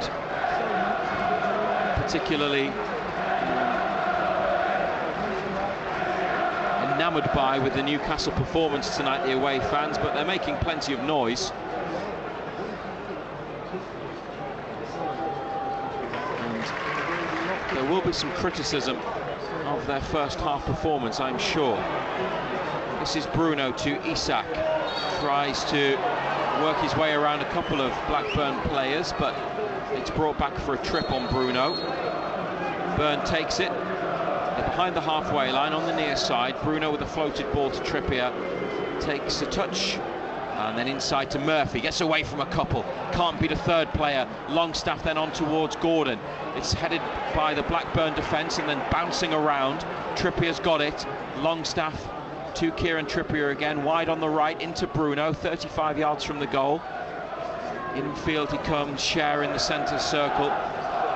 Lovely shape on the ball from Scher. Isak, what a touch in the penalty box. Still Isak, there's three with him. He's trying to find space for a cross. He's presented a pass to Byrne. On the touchline, Byrne turning, getting away from Dolan. Manages to stick it in. He did pretty well under pressure, Dan Byrne, as did Isak. Blackburn managed to repel the Newcastle attack, and Scher in this centre circle. Bruno sidesteps Buckley, and now Murphy, heavy touch. Longstaff with a layoff to Gordon, and then Gordon's ball back to Longstaff. Just managed to meet it and complete the pass to Bruno. Blackburn with every player within 30 yards of their goal as Lascelles goes square to Byrne, 0-0. In the 38th minute, Byrne, heavy touch, and Schmodix on his shoulder, buzzing around, close to intercepting. Dubravka out of his box to Lascelles, back to the keeper, now in the penalty area. Scher on the near side, gives it back to Dubravka.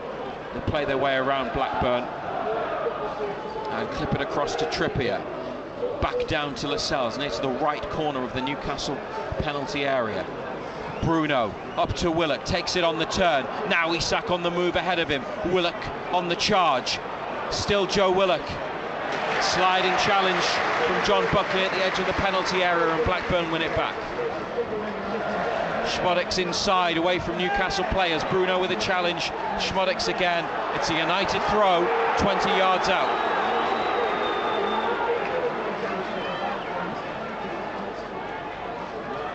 He's looking for a free kick, wasn't he, the Blackburn player? Referee wasn't having any of it. I think Isak having words with Willock there about the last attack and asking why he didn't get the ball, why he wasn't played in. Yeah, sometimes you just got to pass it. You can't keep running with it.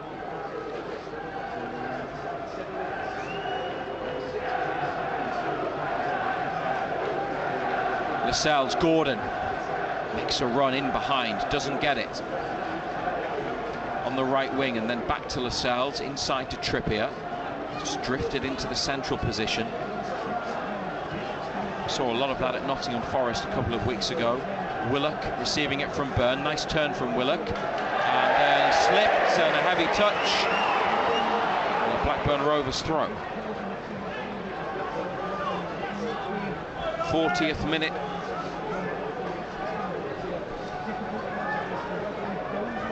No goals yet.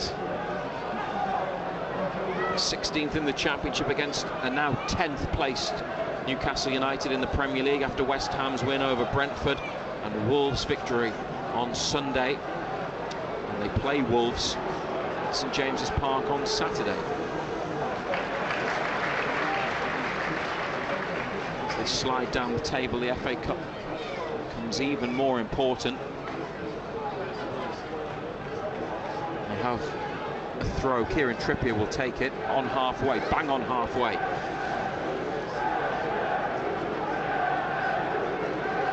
Cher, left of centre. They've still got Isak on the left wing, and now a ball over the top. Murphy trying to bring it down. Pears is off his line. Murphy's taking it away from him, but wide of goal.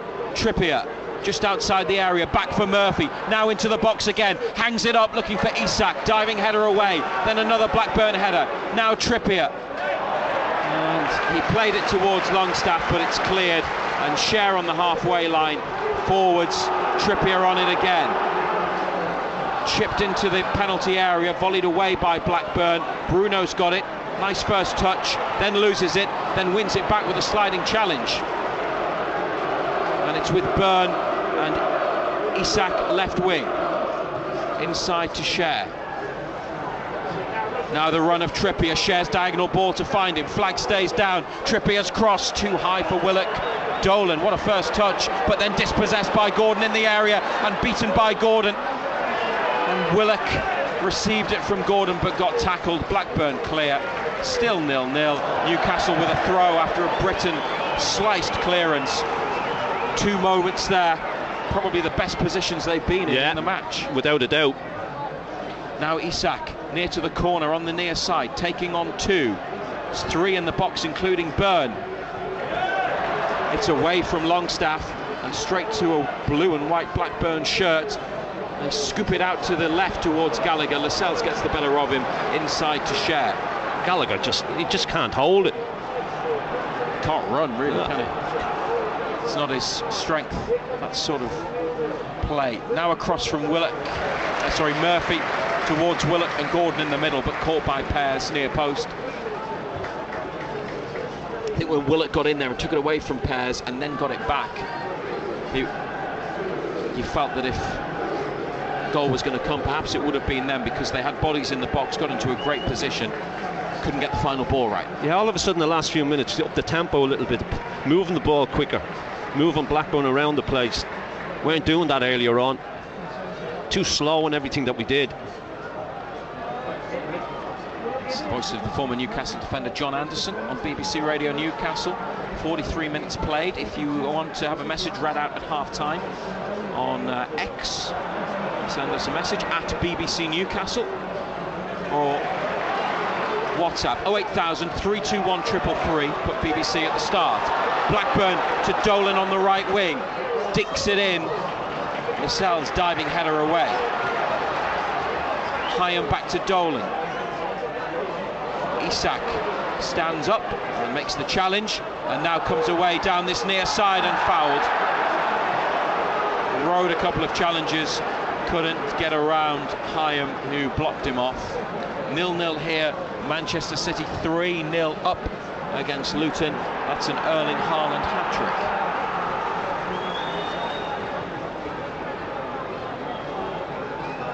Lascelles, the Trippier, and then Longstaff with the ball, trying to get it in behind for the run of Murphy. Blackburn forwards, Schmodix makes the run off Cher. Sami Schmodix on his left, Schmodix tipped over by Dubravka, who's come close again, and Martin Dubravka with another important save. Good height for him, isn't it? But yet again, he just stands. Cher up, knocks it and hits it. They've had the better of the chances. Good save again. Now it's at a decent height, but he's still got to get something on it. 3 really good chances for Sami Schmodix, 28-year-old Blackburn forward. Corner kick left side, right-footed in-swinger, or they could go short. It's a packed 6-yard box and plenty of movement. Newcastle do have the height advantage, but Blackburn scored from a corner on Saturday. Dubravka on the stretch makes a catch. It's poor. Eddie Howe and Jason Tindall still speaking to each other. In the technical area, there's been a lot of debate pitch side in the first half. They will not be happy with the overall performance or the tempo that Newcastle have played at. There'll be a minimum of a minute added to the first half.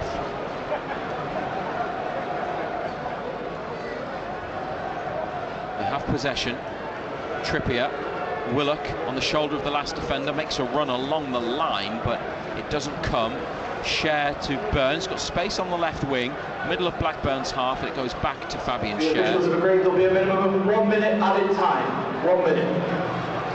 Trippier in the centre circle, out to Lascelles. Bruno could have it. They go wide instead to Murphy, and then back inside, short ball to Lascelles and Trippier. And they were almost at the end of the additional minute. Dan Burns got it. This is promising. Low ball into the box, up off a Blackburn defender, then headed away by Crusen. It's come wide to Murphy. Could they end the half with a very late goal, Newcastle? Bruno just outside the box, looking for Longstaff, intercepted. Blackburn try to bring it away. That's a foul by Newcastle. And I don't know if they'll have time to take the free kick, but Jared Gillard has blown his whistle. It's on the left side of defence. That is the half-time whistle from the referee. It's 0-0 at Ewood Park. John Anderson. Well, it hasn't been great. Everything, majority of stuff that we've done has all been too slow, too timid. Blackburn have had the better of the chances. We need to move it quicker, we need to be sharper in what we do. Movement needs to be better, need better options. As I say, they've had the better of the opportunities. Dubravka's made 2 smart saves. Can't recall Pears having a save to make. You know, so needs to get better second half, that's for sure. If you want to send us a message, 08000 321 333, put BBC at the start. That's on WhatsApp. If you're texting, BBC at the front of your message as well. And 81333 for texts on X, formerly Twitter, at BBC Newcastle. Simon Pride will be here in a moment during the half-time break. 5 changes tonight, Ando. Obviously, we're pleased to see Willock back starting. How do you feel he's looked, and how has he been in the middle of midfield? Yeah, he's been what he does. You know, he picks it up, he gets at people. Needs to learn at times though that he can't keep running with it all the time. Sometimes you gotta pick the pass. You know, there was a time he could have rolled Isak in, kept running with it, got dispossessed. Isak's had a little bit of a pop at him, but you just can't keep running with it all the time. A decision making, not just him, but from everybody in that first half, hasn't been great. You know, we've got a huge height advantage. They're tiny compared to us, and we haven't been able to take advantage of that yet. But first half was poor. Well, they will hope that the second half is better and that they can do the job in 90 minutes. But Martin Dubravka with One brilliant save and a couple of others that were no less important. Blackburn with the best chances, particularly through Sami Szmodics, but Tyrese Dolan was the player that forced Dubravka into a really good low one-handed save. Newcastle not much at the other end. Sean Longstaff with a cross shot blocked, and haven't really threatened the Ainsley pair's goal away to our left-hand side. Second half, they'll be shooting towards the 7,000 members of the Toon Army who've made the trip to Ewood Park, and they, like us, have witnessed an opening 45 minutes with no goals. Blackburn Rovers 0, Newcastle United 0.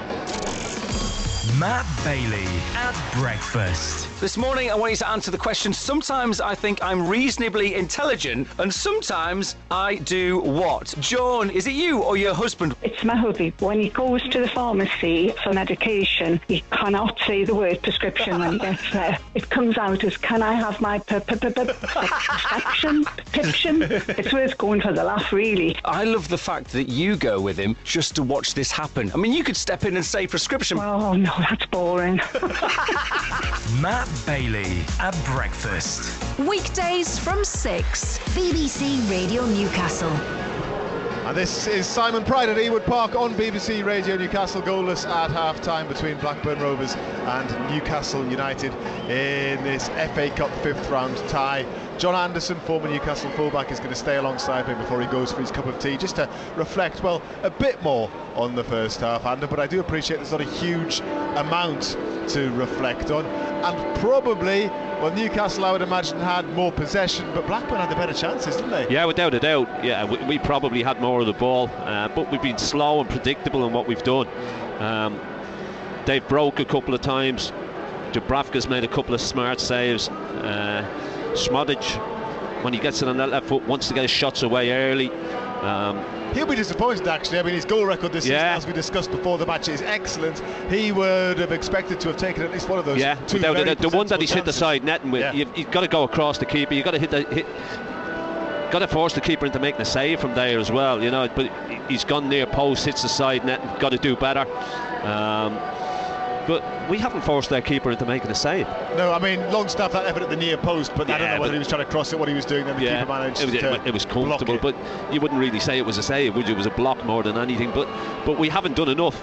You know, the movement from the front boys hasn't been good enough. We've been slow in our passing and our movement.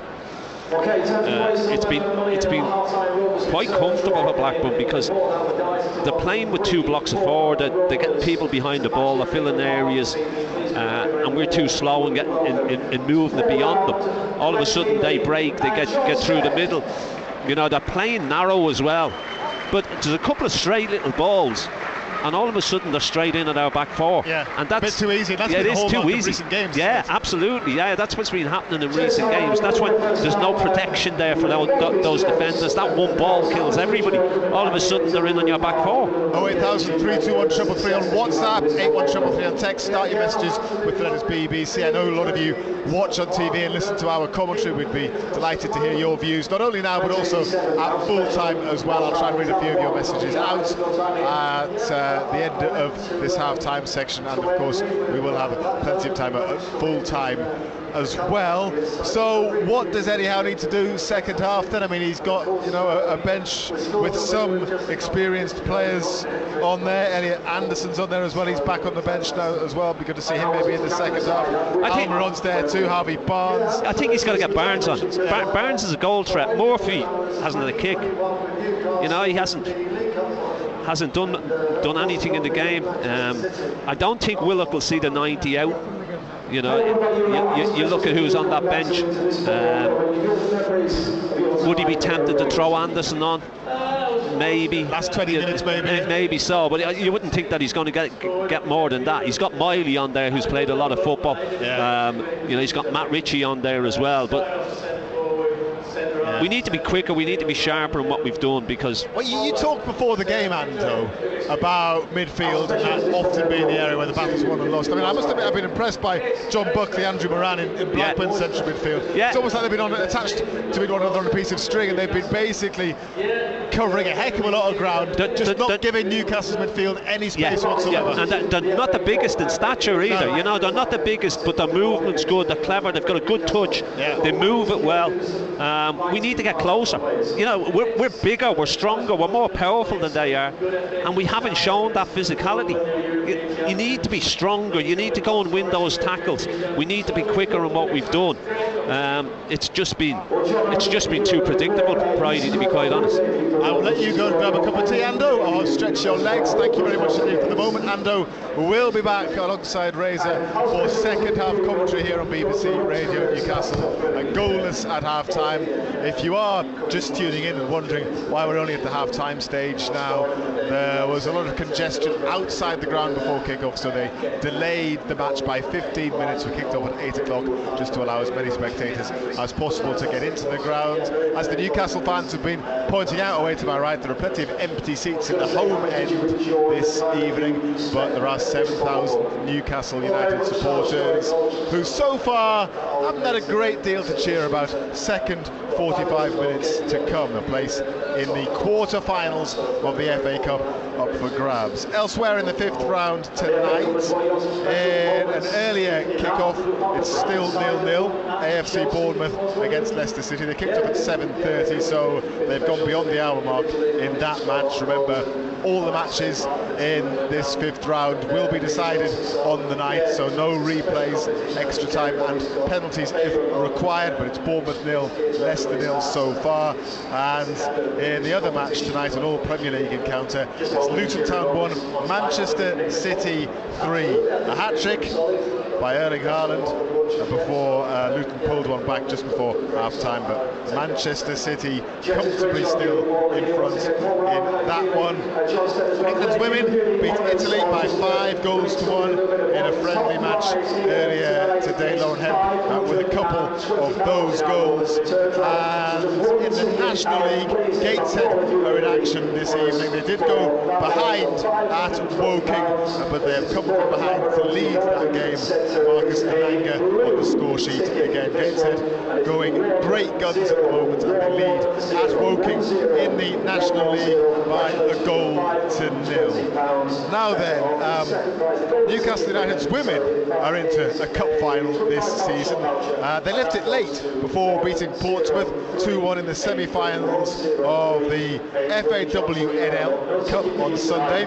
Georgia Gibson got the winner in the 90th minute. Charlotte Potts, who has made many appearances on this radio station in the past, of course, she scored their first goal. Now, the game was played at St James's Park. You might want to have been there.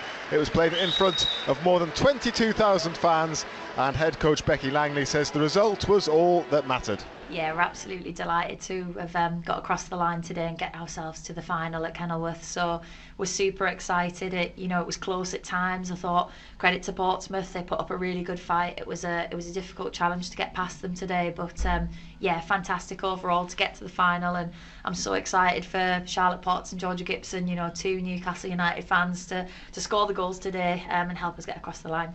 Never been into a cup final before, and it looks like it's going to be #United. How are you feeling going to Kenilworth Road, thinking, here you are in a cup final, maybe it's also pretty much at the top for a title as well, the double?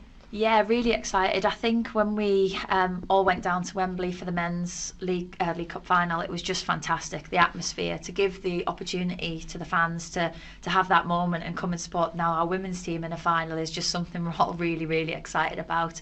The fact that the ground holds around 10,000, I think is really exciting because we can really pack it out and create an amazing atmosphere. So if we can see that sea of black and white, which we've seen home and away this season, I think it'll be a fantastic occasion, and hopefully we can lift a trophy and push to lift that trophy and have all the celebrations after. In regards to the supporters, as you've seen today, the war flags were out in force. A huge crowd today once again. Do you feel that created maybe it's the 12th man there? absolutely. I think that the fans are just absolutely astounding to have so much support and consistently see that support. You know, when the first couple of times we played at St James's, it's that initial excitement. We've never seen the women's team play here before. But again, to get over 20,000 fans come and support the team is massive. And the war flags, like, honestly, we appreciate that so much. To walk out and see the banner and the quote was just amazing. That was Becky Langley speaking to NUFC TV after that last gasp victory for Newcastle United's women. And the Magpies, well, they will face #United, no less, in the final. That'll be at Luton's Kenilworth Road on the weekend of the 23rd and 24th of March. The exact date and kick-off time should be confirmed tomorrow, and we will obviously bring you news of that right here on BBC Radio Newcastle. You can have your say on this match. Well, you'll have a little bit of time after the game tonight, but you can also talk to us tomorrow night, as usual, on Total Sport. Wednesday night is Fans Forum night, so always a busy and hopefully entertaining night, but you can certainly have your say tomorrow morning. There'll be a bit of reaction as well with Matt Bailey at breakfast on BBC Radio Newcastle. He's on from 6 tomorrow morning. John, thank you for your WhatsApp message. He says, we've been really poor. Passing is slow and poor, and Ando is spot on about the height advantage. It's so obvious, so why aren't we using that advantage? Thank you for your message. John 08000 321 333. Start your message with the letters BBC. Got time before the second half just to bring you a little bit of cricket as well. Durham's cricketers are in Zimbabwe, where, by the way, it's 27 degrees rather than the 2 degrees or so it is here at Ewood Park tonight. They've been training over there, and they're now playing a second warm-up match against Zimbabwe. They won their first against the same opposition by 9 wickets, and particularly pleasing for head coach Ryan Campbell were the performances of 2 new players. Colin Ackerman scored 130 in the first innings, while Callum Parkinson finished with figures of 6 for 58 in the host's second innings. Yeah, it's just great confidence for them. You know, it doesn't matter what you do in cricket, and they've done a lot, but coming into a new environment, you want to show everyone what you can do. And, you know, you can see my lot sort of sitting there looking at each other going, geez, this bloke's good. And to be honest, I saw the same thing when Buster Later played here last year. People had heard about him or seen him on video, but it's a bit different in the flesh. So, you know, that was such a confidence booster for those two. And, you know, we've got a couple of pretty good recruits on our hands, and, you know, hopefully now everyone else can get right in amongst it. And it must help them away from the cricket as well. If you're doing well while you're here to do the cricket, then the rest of it must be a lot easier, because potentially coming away for 3 weeks with a bunch of new guys, you want to prove your worth early. Yeah, 100%. You know, we knew who we wanted. Marcus North and I knew who we wanted, you know, through last year when we looked to try to increase our squad, because, you know, I think we've got a really talented group, but we've got to continue to add to that, and we're going to continue to add through our junior program and our academy, which has been brilliant. And you can see that through, you know, Ben McKinney being here, and Stanley McAlinden and Lukey Robinson's here. So we'll keep pushing that, but if we need something special, then we'll go outside and have a look. Right, stating the blindingly obvious, it's a bit warmer here than it is at Chestler Street. A bit drier as well. I was quite impressed because you got off the plane, and actually I was down at the sports club, Harare Sports Club, and you were pitching up there just a few hours later, gently working in, and then the next day you're hitting it pretty hard. I mean, you acclimatised quickly enough, have you? Well, being a Perth boy, I've been hanging to get out here into the heat for so long, my bones just instantly feel comfortable. But, you know, the only way to get amongst it and to get used to it is, I believe, is to get out and experience it. And, you know, there's a few sunburned boys and didn't put enough factor 50 on, and some of them put factor 30 and not enough of it. So, but they're the little things. Of course, you know, stating the obvious, we're coming out of a cold winter into the heat from, you know, 30, 31 degrees. But from a fitness side of things as well, that's great, because it's going to add to their fitness levels, and we're going to go home fitter and stronger. Ryan Campbell. We will have commentary of all Durham's games this season. Here at Ewood Park, the two teams are out. We're ready for the second half. Goalless at half-time. Can Newcastle find a way to win this match? You'll find out next. Total Sport North East. The FA Cup. BBC Radio Newcastle. The teams are ready for the second half.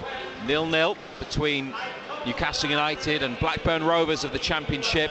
The home side have made a change at half-time. They've taken off the striker Sam Gallagher, and he has been replaced by the Icelandic international forward Arne Sigurdsson, who has 7 goals this season. Newcastle, no changes. Second half is underway. Blackburn go backwards with the ball. United shooting to the right-hand side towards the 7,000 away fans. We'll take a check on the 2 lineups and the 2 benches when we get a moment. A break in play. Ball goes back to Blackburn goalkeeper Pears. And he hoists one up into the Newcastle half. It's a touchdown by Cher.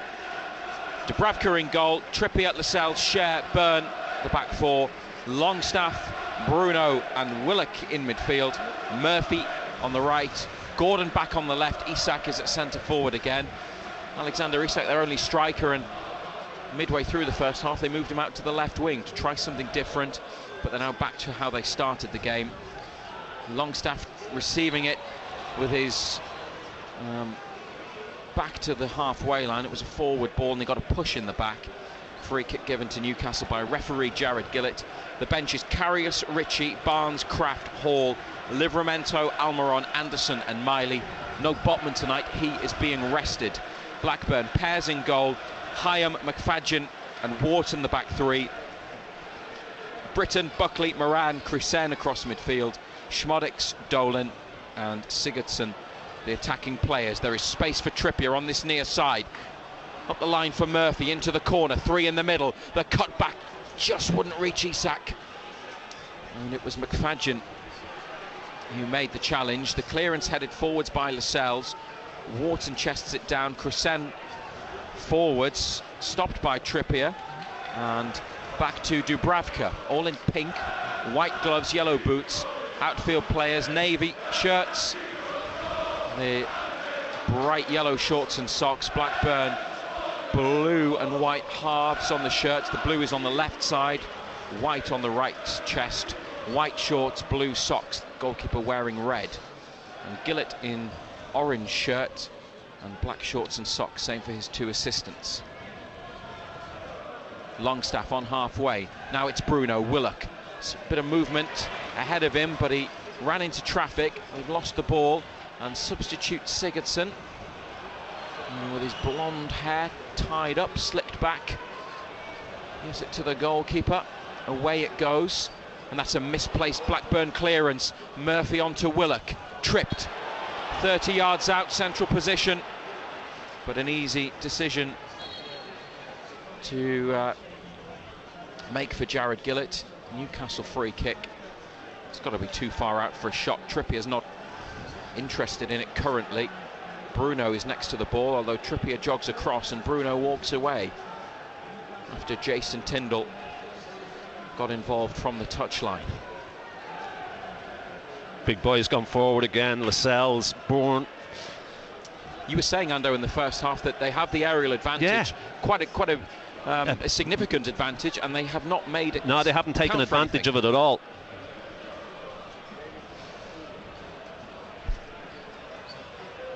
Trippier will be the one to take the free kick. Everybody defending for Blackburn. He's rolled it short and it's put in by Murphy, looking for Byrne, stretching. Newcastle have it again. And it's Trippier inside to Bruno. Might have to go back to the keeper, and he does from halfway. Eddie Howe puts his hands in his pockets and now shouts towards his midfielders as the ball goes up the pitch. Dan Byrne adjudged to have fouled Scott Wharton, the Blackburn centre half. And they went for a quick free kick, but they've been told to do it again. Please go back to your corner. You're blocking the middle of the corner on Tapestry Street. Thank you. Blackburn with it on the near side. Ben Chrisen, joined from Aston Villa temporarily last month. Chips it forwards. That's a nice take by Schmodix, and then he chops inside and finds Dolan in space in the centre circle. Moved on to Britton on the right wing. Whips over a really good ball, just taken under control. Blackburn back to Chrisen. And his cross has hit Schmodix and gone behind at the near side. It was a poor ball, wasn't it? It was a flat ball. Couldn't get out of the way of it. Almost right on top of it. It was a nice little move. Yeah, they moved it well again, didn't they? About 5 minutes in the second half, it's 0-0 on BBC Radio Newcastle.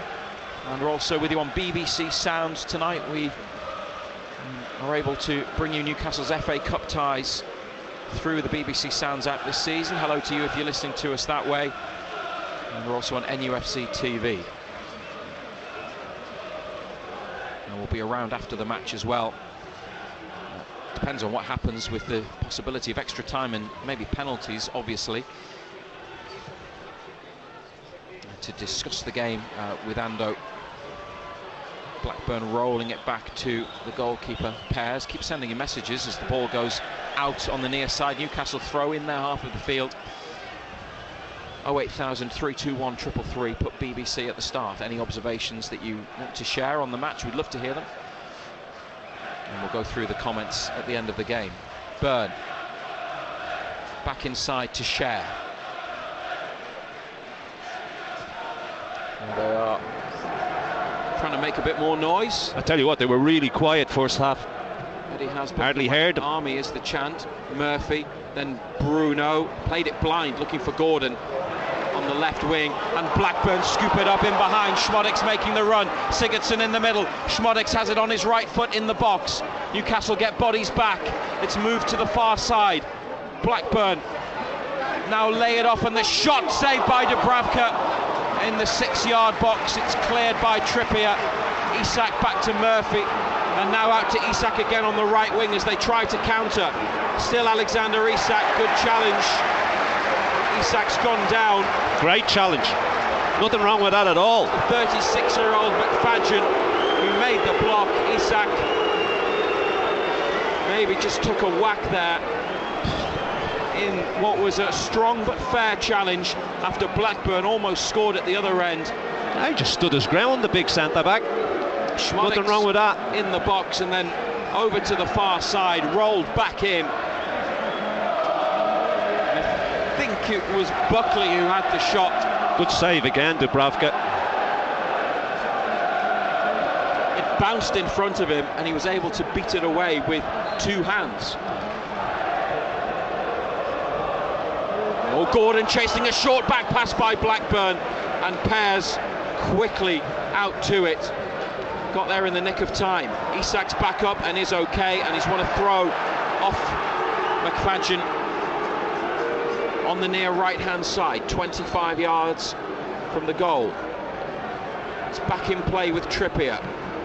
Then Isak takes a touch. Newcastle have lost it. Bruno slides in. Schmodix tripped on the touchline. Blackburn will be disappointed that they haven't scored, considering the quality of the chances they have. They will be disappointed that not ahead. But they will be really pleased with the way that they have performed with and without the ball. Aside from the disappointment, now a ball in behind Dan Burn. And they're in again, Blackburn. Dolan wants it rolled back. He gets it in the penalty area. Tyrese Dolan's shot gets blocked. He's had a lot of the ball, Dolan, and his decision making hasn't been great. Britton on the right side again with the cutback. Made the run away from Burn. Too easy from a Blackburn point of view. Eddie Howe and Jason Tyndall in conversation in the technical area. They look for Schmodix now, and his cross is cleared, but it's with the home team in the middle of the Newcastle half. Moran to his central midfield partner Buckley, on to Dolan, help forwards looking for Sigurdsson, and Dubravka comes out and lands on the ball. Just didn't read it, did he, Sigurdsson? Caught on his heels.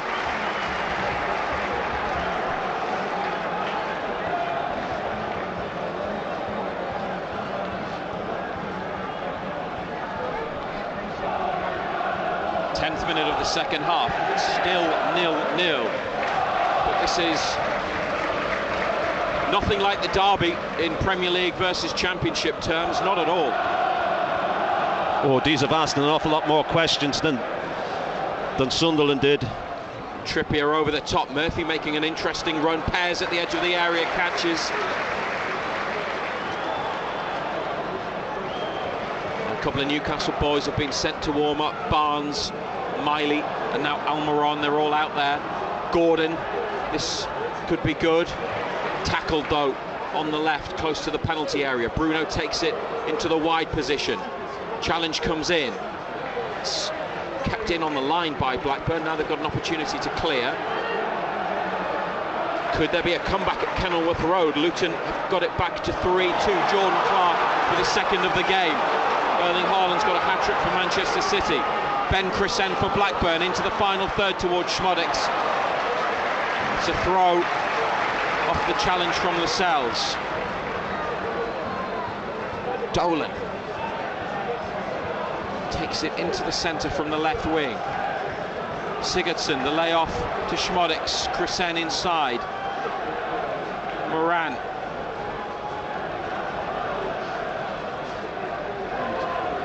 Moran, the little midfielder, on it once again.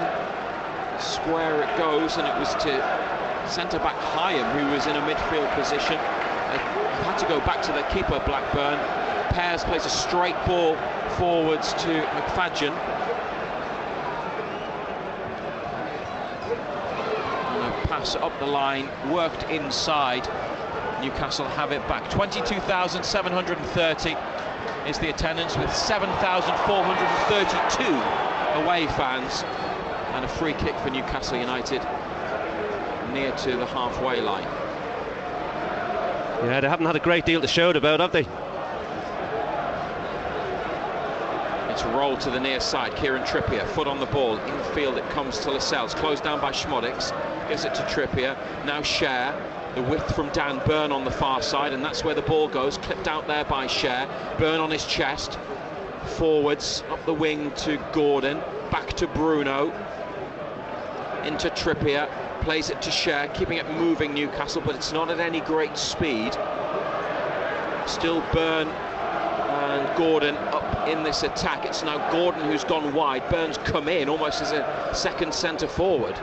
Cher doesn't play it forwards. It's worked wide to Murphy. 0-0 on BBC Radio Newcastle.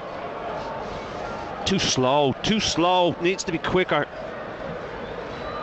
There you go, it's slow again and you get your pocket pinched. They've lost it. Schmodix. He's got a couple of Newcastle shirts around him. Longstaff has recovered possession.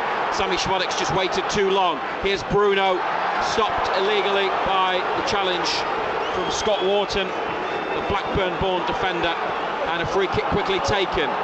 Willock onto Gordon in the penalty area. Gordon around his man, and the cross is blocked and stabbed away by Rovers. And Dolan now back to Britton. And then given away. Longstaff intercepts on the left wing. Gordon inside to Bruno. Murphy, Trippier makes the run. Murphy delayed the pass and is held up by pressure from Moran. Lascelles inside now. They're in the middle of the Blackburn half. Cher on to Bruno, left of centre. Bruno comes back infield. Cher to Lascelles. Blackburn with every player behind the ball. Trippier near to the touchline. Inside for Longstaff's run, no offside. Now Murphy takes it away, edge of the area. Looks for Gordon, laid off to Murphy again. It's blocked. It could have come to Willock, and he wanted it played into his feet, and he's asking Murphy why. He instead went to Gordon and then back to Murphy and deflected behind for a corner, but Willock was surely the ball. Yeah, there was nothing on the shot either, was there? Didn't get anything on the shot. It's taken the deflection, gone behind. Let's see if we can make something of this one. 59 minutes played. They've got 6 in the box. Burn next to the penalty spot. Lascelles behind him. Whipped in. It's a great ball, and the header from Lascelles blocked on the line. Blackburn haven't got it clear. Longstaff has a stab. It's still alive, and now it's worked out to the far side. They get rid of the immediate danger. Gordon sticks it back in, headed away. Bruno on his chest in midfield. Dan Burn with him on the right wing. Bruno gives it to Burn, and it comes back to Murphy. Great corner kick, wonderful delivery. Lascelles unlucky with a header. Now Murphy. He's kidding himself. And it's well off target from Murphy, right-footed at an angle from 25 yards. But that was their big chance.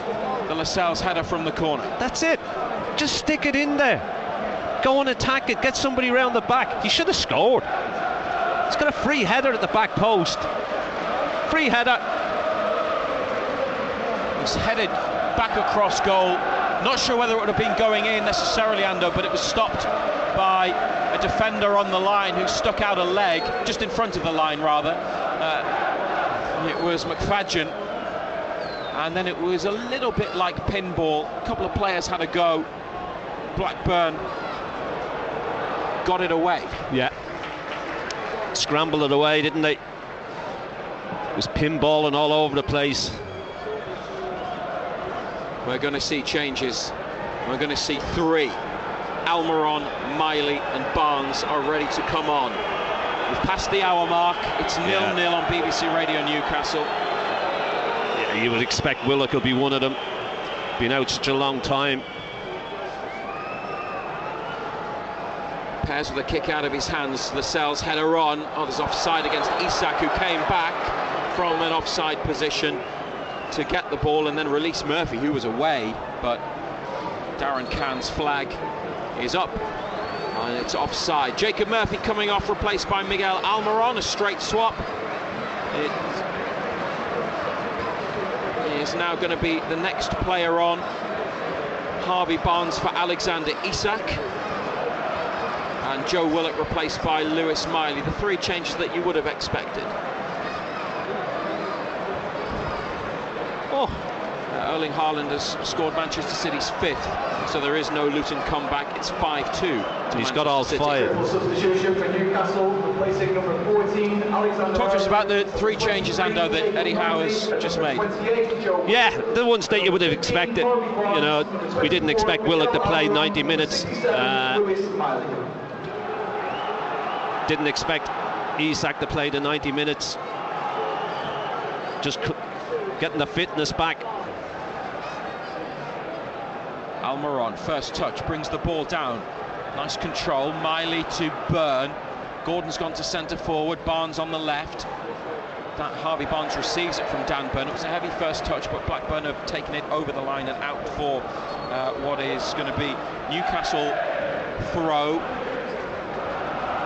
10 to 15 yards into the Rovers half. It's going to be another triple change. Blackburn are now going to take 3 off and bring 3 on, and they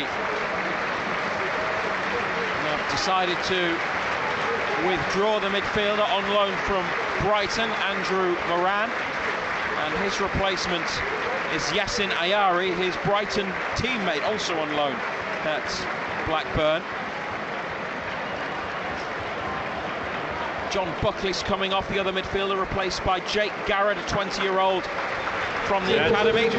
Those 2 have worked hard in there, haven't they? They've been neat and tidy. Number 21, John Buckley, and number 24, Andrew Moran, and number 18, Dylan Markande is coming on. Yeah, Buckley and Moran been neat and tidy on the ball in there. Not the biggest in stature, but good touch. So Dylan Markande is the other player on for Blackburn Rovers in the triple change.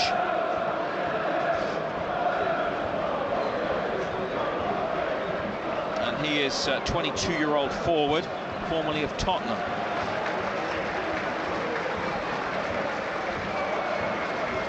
And I'm trying to work out who we replaced because I couldn't quite hear. Offside. They're on by Gordon to Barnes, who has a shot that's comfortably saved, but the flag has gone up. So offside is the decision. They've taken off Tyrese Dolan. Yeah, his decision making. Seen plenty of the ball.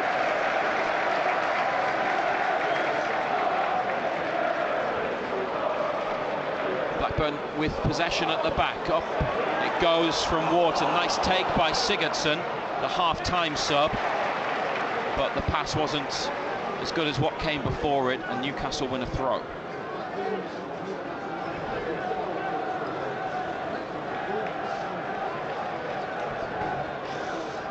Yeah, Sigurdsson for a big response, won't he, Ando, from the three players who come on to help the team in general try and get the goal that they haven't really looked like delivering so far tonight. Created nothing. Almiron up to Gordon. Back. He plays it to Bruno. It's a ball that's going to beat both Longstaff and Almiron on the right wing. And out it goes.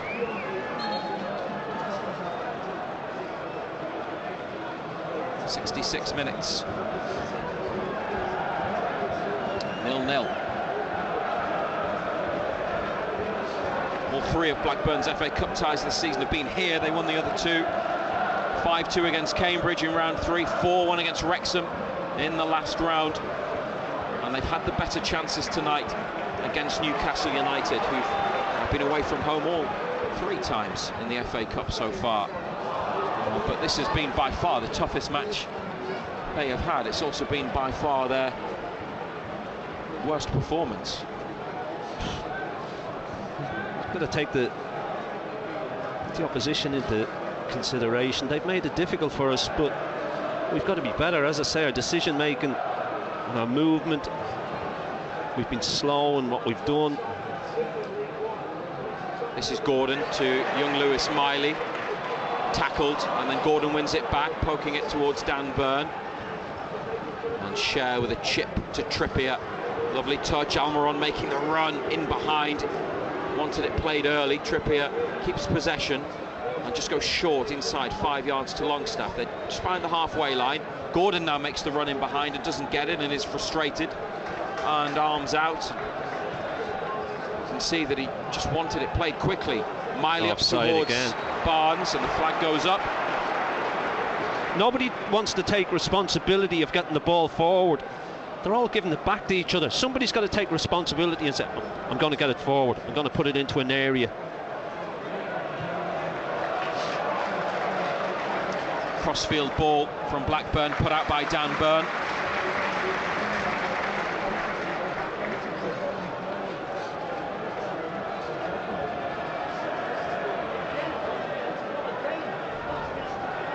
Backwards they go with it. Wharton with a good first touch, and that's a good ball to the right wing. And they're looking to get someone in behind here, but Cher comes across. Challenges Markandi.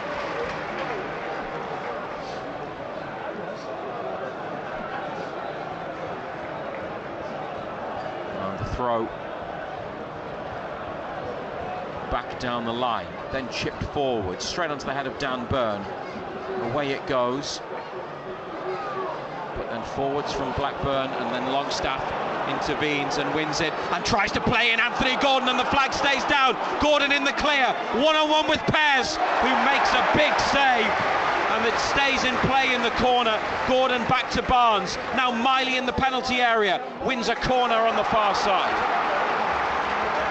Well, the big substitute who's come on for Blackburn gives it away again. All of a sudden, one ball takes them all out. Should score, shouldn't he? Through one-on-one, you'd back him. Keeper stands big, to be fair.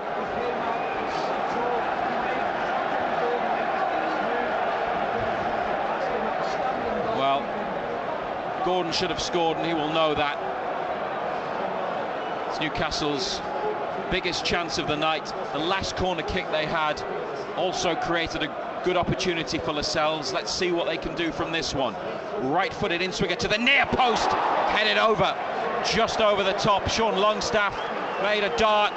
Got too much on it, didn't he? Header that cleared the crossbar. Yeah, just got too much on it. Decent ball whipped in there, post. Gets across his man. Just gets too much on the header. Starting to open up a little bit, isn't it? Which he will be to Newcastle's liking. Short ball played out from the back by Pears. Almiron right on top of Wharton. It's a Blackburn throw after Almiron made a block on his pass. But that's better.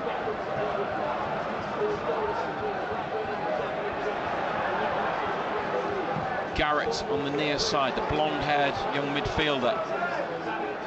Gets it back to a teammate, away it goes, Newcastle clear, then Crescent on, Lascelles brings it down, Miley makes the challenge, finds Lascelles, and they work it to Byrne, who's got loads of room in front of the single-tiered Riverside stand on the far side,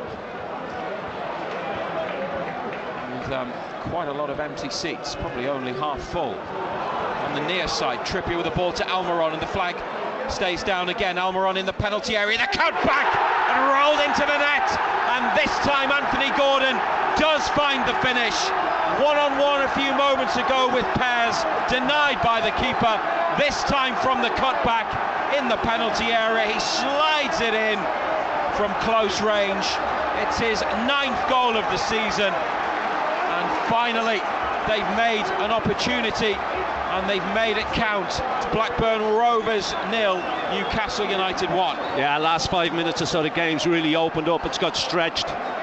Blackburn looking a little bit leggy, a little bit tired. Substitutes they've made hasn't really worked for them. Almiron finds himself in space, does what he does, cuts back on his left foot, and Gordon's not going to miss from 6 yards. Stood there all on his own.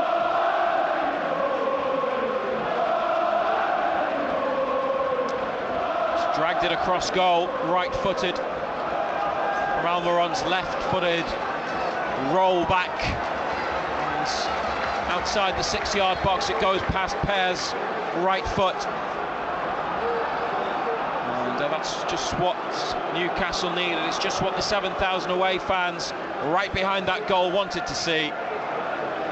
John Eustace is responding with another change. Billy Kumetio is going to come on.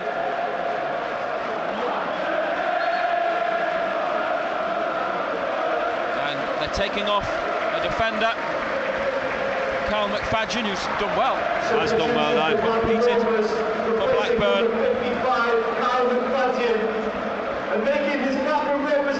Billy Kumetio is on loan from Liverpool. And as we just heard there, it's his first appearance for the club.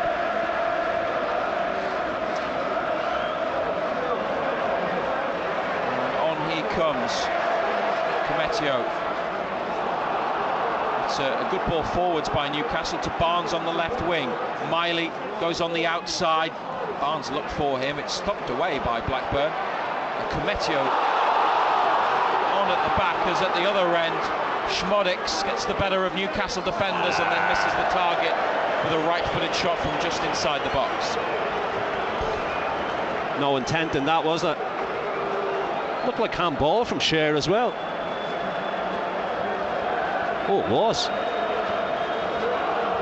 Yeah, clipped his hand, and I know he put his hand up. Yeah, about to say, clipped his hand. Yeah. His hand was out, and that allowed Schmodix to get in. Just as well VAR wasn't here, Razor. Would they have? Yeah, but would they have brought it? Would they have brought it back? Don't know. For that. Definitely, his hand was well. Yeah, he's put his hand. Ball is beaten him, and he's put his hand up. Just saying on Kumetio, absolute giant, 6'5", and he's playing on the left side. I think they may have gone to a back four. Blackburn. When things settle down, we'll check again. Newcastle still lined up the way we expect, but Eddie Howe made a triple change with Almiron, Miley and Barnes coming on, and Almiron here winning it back for Miley. Blackburn with a couple of challenges in the middle. Almiron, really competitive play, getting a good block in, and a strong challenge on Longstaff, who's rolled off the pitch and stayed down. The whistle's gone from Jared Gillett. Longstaff appears to be hurt.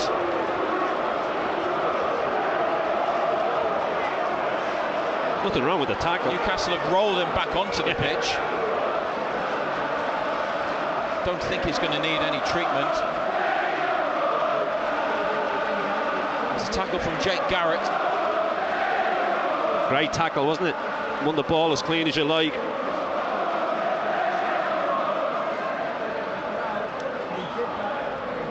match will restart with Newcastle free kick. In their half of the pitch, it was for something else. A challenge after the tackle had gone in on Longstaff. 15 minutes to play, 1-0 up through Anthony Gordon's goal.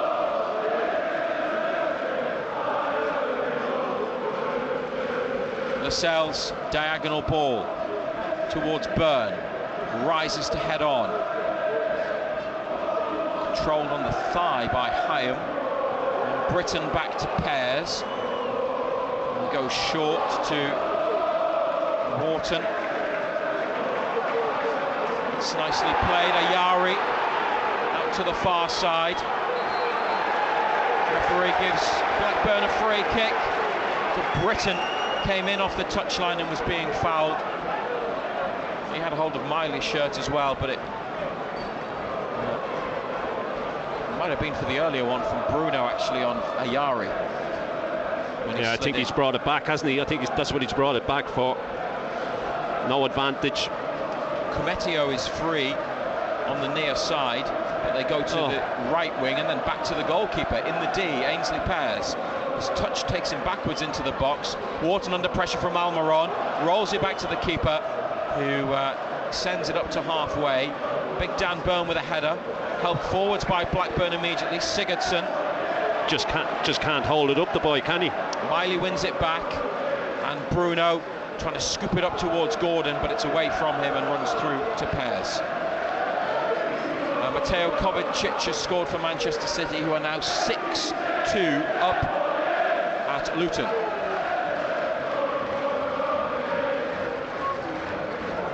The match between Bournemouth and Leicester was 0-0 and has gone into extra time. And in the National League, Woking have equalised against Gateshead. It's a penalty they've scored. It's 2-2. Here's Fabian Schär lifting it away into the corner on the left towards Harvey Barnes, who beats the defender and has won something. It's a corner kick. Just checking to see if it was corner or throw. It was getting away from the goal and running into that corner. Barnes with a defender behind him. He's done as well as he could have possibly been asked to do in gaining this corner kick.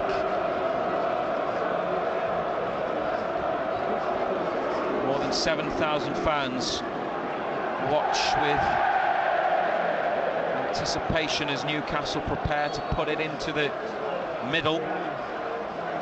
Kieran Trippier, corner kick into the 6-yard box. It's gone off a Blackburn head and come across the penalty area, and Schmodix on the near touchline into Kumetio, straight to Schär. It's gone out off Fabian Schär, and a throw taken, and then one back by Almiron. He's been really sharp since coming on. Gordon now to Miley, on to Barnes, laid off to Byrne, and calmly played back to Schär in the centre circle. Yeah, Almiron's had plenty of energy, hasn't he? Always does, though, doesn't he? Always runs around. Makes a run down the line. They try and lift it away from the defender into his path. It's blocked and out off Longstaff now for Blackburn Rovers throw. They got to the quarter-finals last season, losing to Sheffield United, and now they look for an equaliser as Sigurdsson breaks into the penalty area, and the cutback hits the underside of the bar. Schmodix, it's in! It's in from Schmodix. Blackburn Rovers have equalised. Sigurdsson got away down the left-hand side, and when the ball came back off the bar, Schmodix following in. A Newcastle defender on the line tried to keep it out, but they couldn't, and with final 10 minutes of the match fast approaching, Sammy Schmodix, Blackburn's top scorer, with his 24th of the season, levels it up at one apiece. What's Lascelles doing? Just put the ball out of play. I mean, he just totally misses the ball. Great strike that hits the crossbar. But it's awful defending. Woeful. Sigurdsson cut it back from the left side of the penalty area, and then the shot Dubravka got fingertips on. It was bending in away from the angle and hit the bar, came down and away to the far side. And there was Schmodix. Cher tried to keep it out, but it was already in when Cher got his boot to the ball and lifted it up into the top of the net. And Anthony Gordon's opener cancelled out by Blackburn, and we may well be going to extra time. BBC Radio Newcastle, 81 minutes. Blackburn Rovers 1, Newcastle United 1. That is after they took a 1-0 lead. Not perhaps what you would have expected.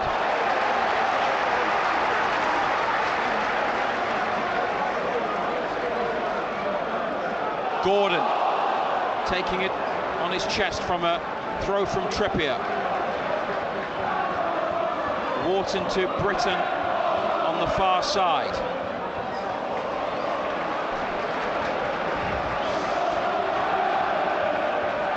It's a poor goal to give away, it really is. Newcastle throw, Burn to Bruno, who lost it, and it's now to Blackburn throw.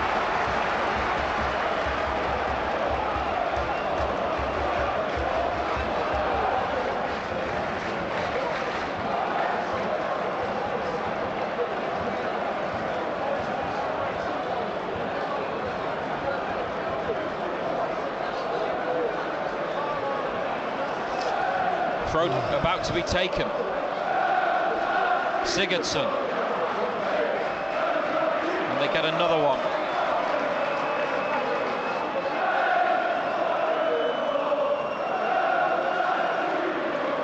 Newcastle fans respond with noise. 1-1. Wharton out of central defence, plays it to the right, high up the line, intercepted by Miley. Infield to Bruno, under pressure, plays it back to Lascelles, and now Cher drags it away from Sigurdsson.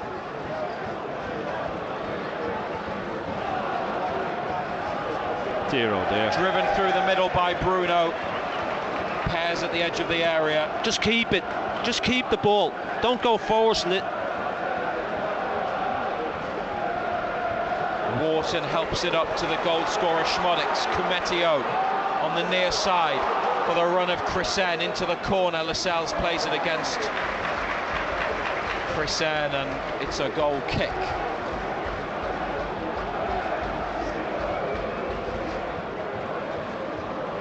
Dubravka to the left side in the penalty box, and Cher.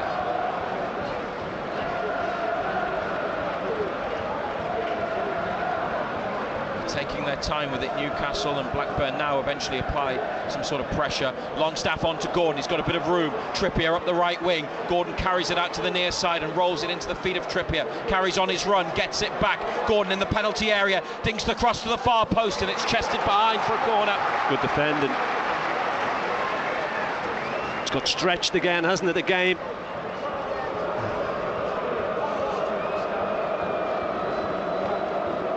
Trippier jogs across, places the ball in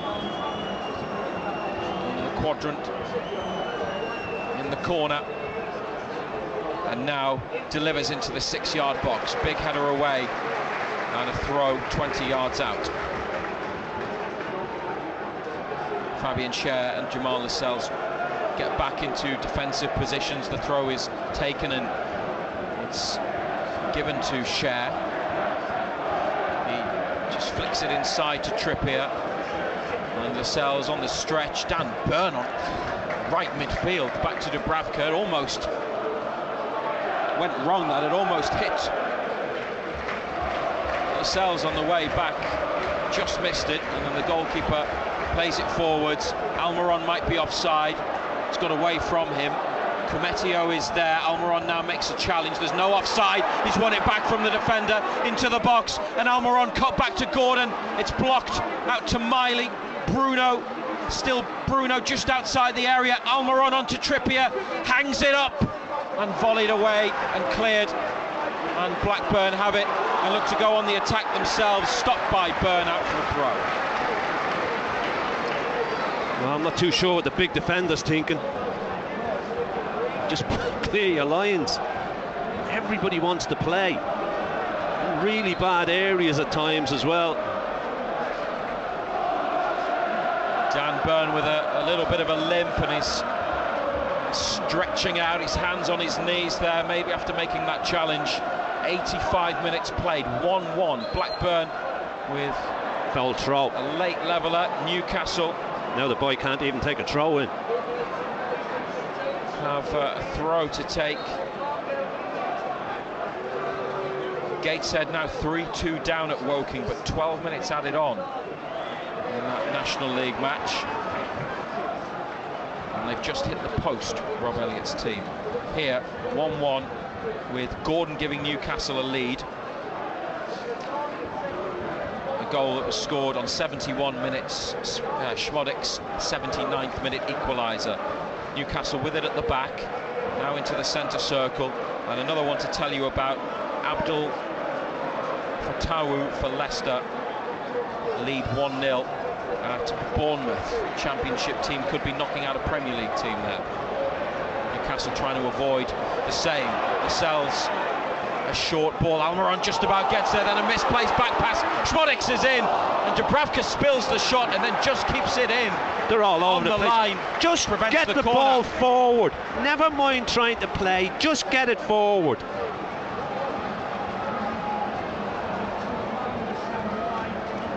Longstaff making a run through the middle. Quite a lot of that today. Players making a run, wanting it lifted over the top or just played in behind and not getting it. And it was delayed, the pass there by Shea. It was a bursting run through the middle from Longstaff. Now Shea plays it over the top, looking for Gordon. No. It's keeper's ball. Too straight. 3 minutes of normal time remaining. If it's level, we're going to a period of extra time here on BBC Radio Newcastle and BBC Sounds.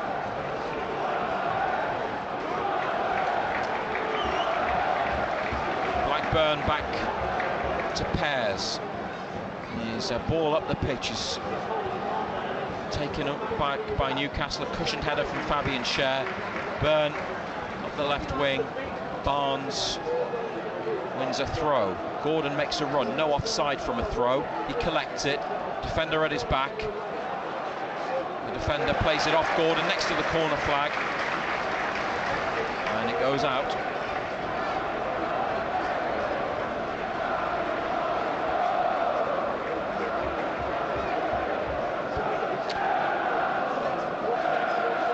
Squeeze him in, don't let him out.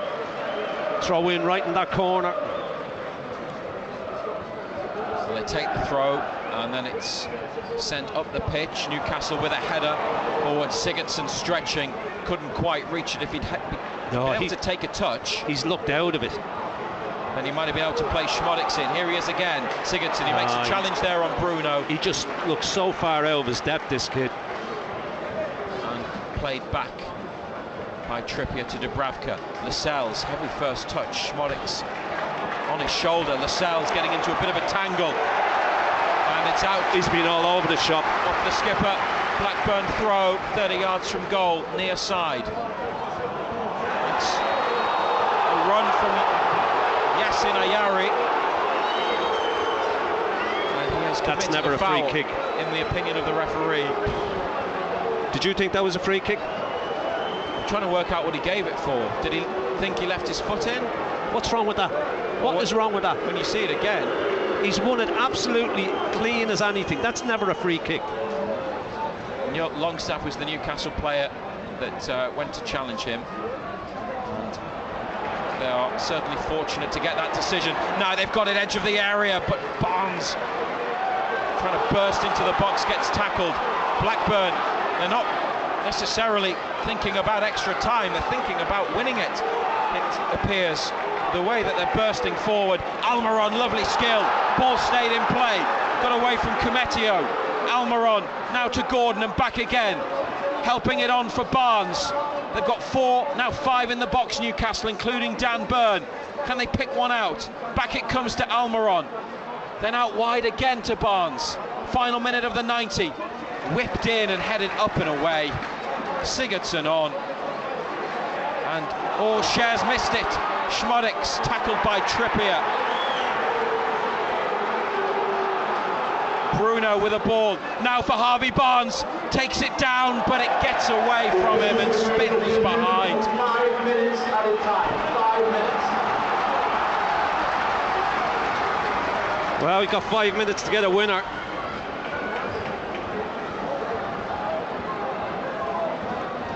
He won't want extra time, will he? Minimum of 5 minutes, and then we may be playing another 30. 1-1.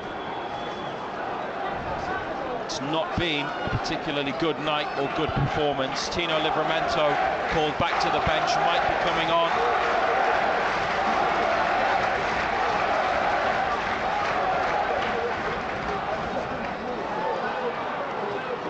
Pairs forwards, Newcastle on.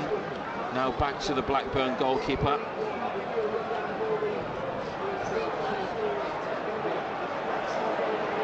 And Championship team not really doing anything with it there. Then it's played forwards, and that's a trip on Scher from Sigurdsson. Sigurdsson's just... he's given them nothing since coming on.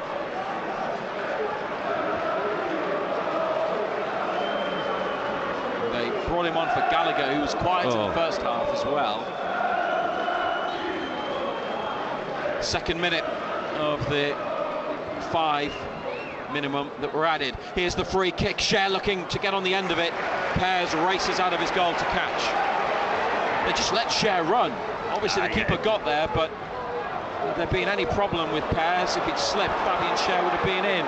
Now Wharton up from the back, that's blocked, and Scher in a midfield position, plays it back. Almiron looking for Bruno, can't bring it down, might get there the other side of the defender. Pears slides on the ball. Has he taken that outside the box? No. That's what Newcastle are claiming. No. Referee and assistant say no. No. Why do you say no? Because I'm looking at it, that's why. There were Newcastle appeals for that. He got the ball, but it was obviously his momentum that took him to the edge of the penalty area. Sigurdsson works it to Markande, who hit the bar before the goal went in. Then Sigurdsson drives into the box and gets stopped. Kumetio, edge of the area. Played back, Ayari. Markande, deflected shot, caught easily by Dubravka. Barnes wants it played quickly.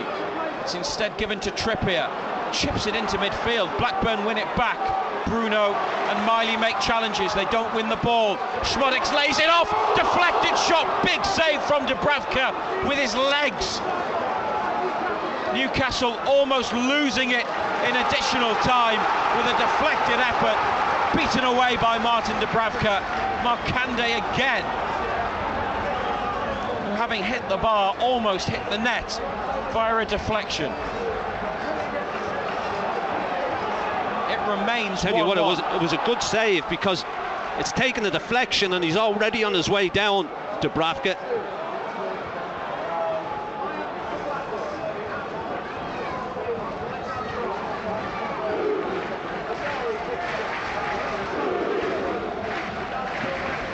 We have about 90 seconds of additional time remaining on BBC Radio Newcastle, and now the ball is brought into midfield by Blackburn,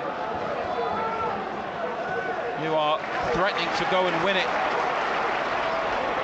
Everybody bar Gordon is in the Newcastle half from a United perspective. Almiron intercepts a ball across midfield. Longstaff chasing after it. They're not seemingly going to make another change. Here's Schmodix. Tries to get around Bruno. Ball hit the referee, and the match has been stopped for that reason. And Blackburn are arguing that it should be their ball, but I think Newcastle have made a challenge, and that's why it's going to be theirs. And they've already restarted. The sells to Trippier, back to Dubravka. and up towards the halfway line, but comfortable header for Hyam. That's not really the ball that Anthony Gordon wants. Blackburn now have lost it. Markande slipped. Barnes to Byrne. 20 seconds of the minimum 5 to play. Cher too strong for Trippier. Kumetio has kept it in for his goalkeeper. Plays it back, pairs up to halfway. Longstaff header on and out. That will probably be it. Well, the kickoff was delayed by 15 minutes, and it looks as though we're going to have an extra 30 minutes of That's it. time to play, and we are, because it's finished 1-1 after 90 minutes at Ewood Park. Anthony Gordon gave Newcastle the lead on 71, and it looked as though they would go on to win it. But 8 minutes later, a break down the left. Sigurdsson got in, cut it back for substitute Dylan Markande, who crashed one off the bar. Dubravka did get fingertips on it, and Schmodix followed up and put it into the back of the net. Blackburn then threatened to go and win it with opportunities late on, including the deflected Markande strike that Dubravka did well to save. But Ando, we are going to have an extra 30 minutes. Yeah, it is. You'd say Blackburn deserve it. You know, they've had a right go. It hasn't been a good performance. We haven't played particularly well. We got ourselves in front. You were hoping we'd see it through. We haven't been able to do that. And Blackburn deserve their equaliser. We will come back in a second here on BBC Radio Newcastle. Simon Pride will read a couple of messages, and then we'll bring you the extra time period after a match in 90 minutes that has finished between Blackburn Rovers and Newcastle United by a late equaliser from Schmodix, cancelling out Gordon's goal. 1-1.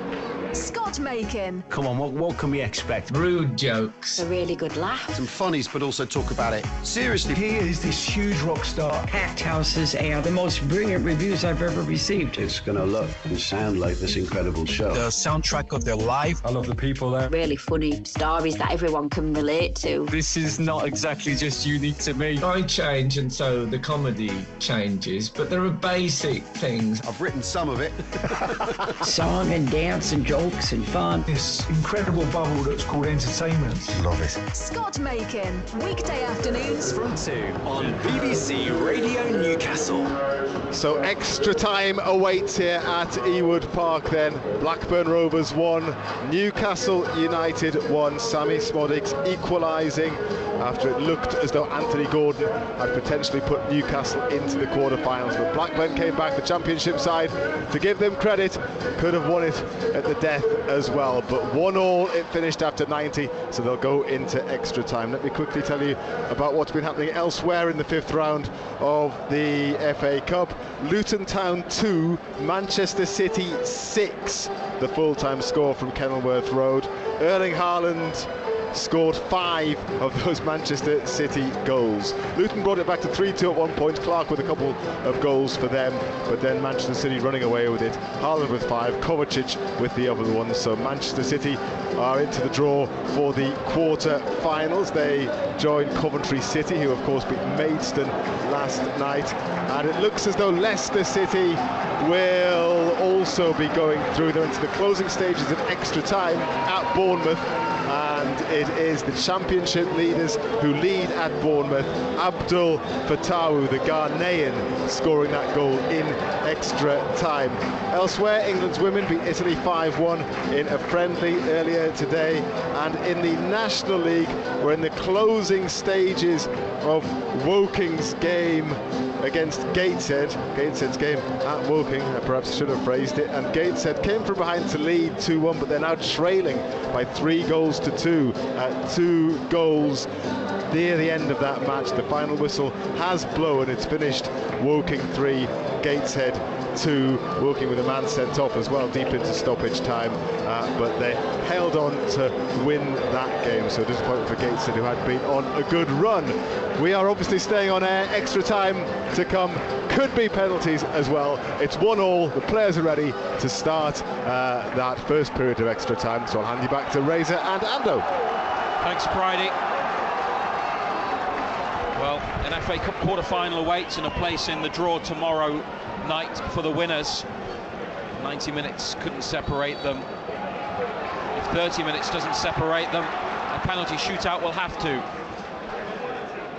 The game they played here in 2019 required extra time, and it's the same tonight.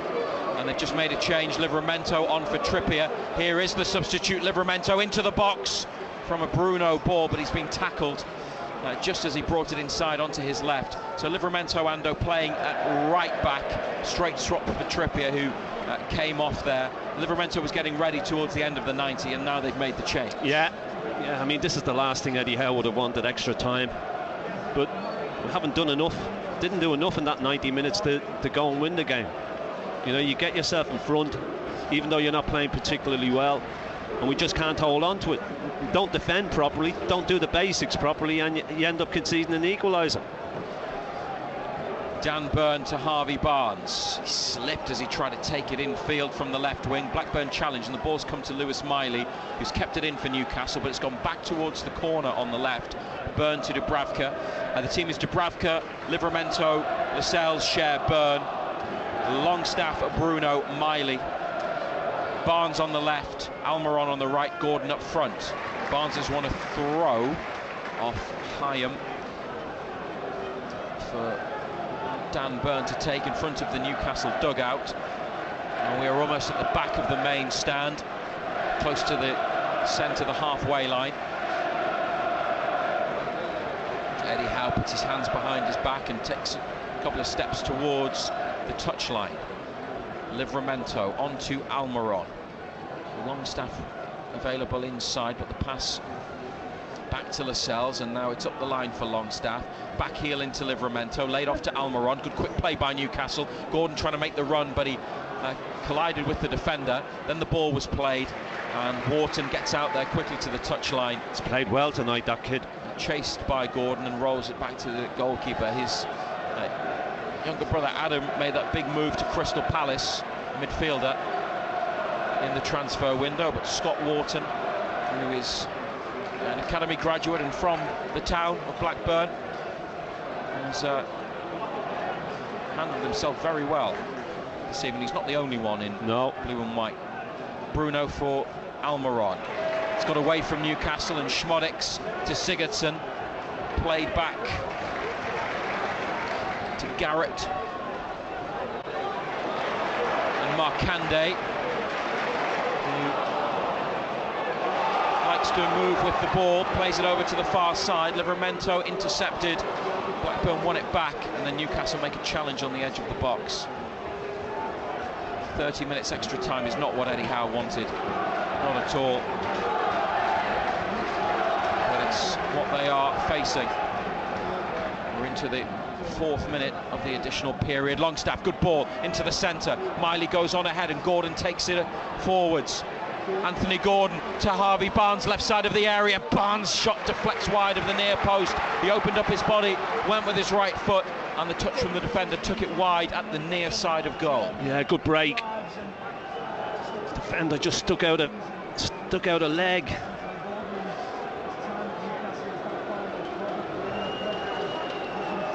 No Kieran Trippier, Sean Longstaff. Fond memories of playing here, having scored that first senior goal at that end of Ewood Park 5 years ago. He's going to take the corner, clips it in towards the back of the 6-yard box. Cumetio heads away, back into the area by Newcastle. Cumetio's got to defend again, and he's lifted it out for a throw. 25 yards out, far side. They leave it for Livramento rather than taking it quickly. 1-1.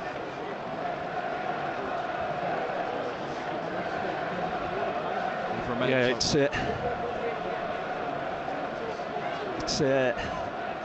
gone a little bit flat. Crowd trying to raise the spirits of this Newcastle side, because we haven't played well. Dan Burn over halfway to Lewis Miley. Man at his back. Miley holds off the challenge that came in from Ayari, and Byrne back to Dubravka, who got something on the shot that hit the bar before Blackburn equalised, and he's made at least 2 really good saves and a few others that have been very important as well. Yeah, huge saves. Huge saves. Basically, they've kept us in the cup. Gordon, right side, but in his own half of the pitch. Cher, the base of the centre circle. Now Livramento getting on the end of Cher's ball. No offside flag. It's a good cross. Barnes coming in at the back stick. Blackburn see it out for a throw. I think they weren't sure. Yeah, good ball. They were expecting the keeper to come. He didn't come, so they've had to deal with it. I wasn't quite sure where Barnes was, and it just ran across the box, and he was very close to applying what could have been a crucial touch, but Britton managed to hook it out for a throw. Almiron and Longstaff on the right side. Blackburn win it back with a challenge that's left Longstaff in a heap on the floor, and he's not yet back up. A misplaced pass, United throw on He's the looking left. for a free kick. He's just lying on the floor looking for a free kick that was never a free kick. Get up out of that. Look, he's up. Nothing wrong with him. Share to Bruno. A little bit of room to work in, and now on to Miley. It's behind Barnes and out of play.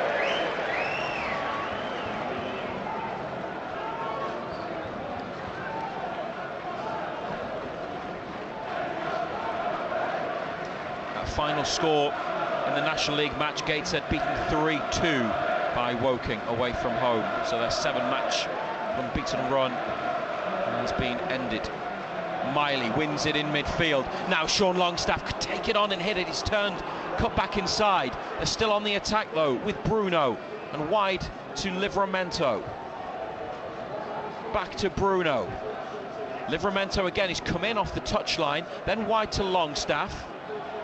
Not much room for the cross. He's found Lewis Miley in the area, took a touch, and then a shot from Miley blocked on its way to goal.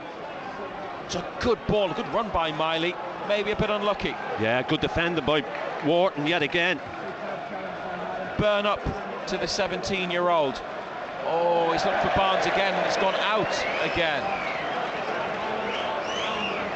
And they lose the attacking advantage that they had, Newcastle. 1-1 the score in extra time. It was a good block, wasn't it? It was a good little run. After 8 Get minutes, himself in there. After 8 minutes of extra time. Not seen much of Blackburn, have we, since the match restarted? We might change that now. Kumetio, the good first touch that drew a cheer from the crowd. It's into the final third. Sigurdsson inside the penalty area, laid off. Schmodix hits. Might have hit his own man.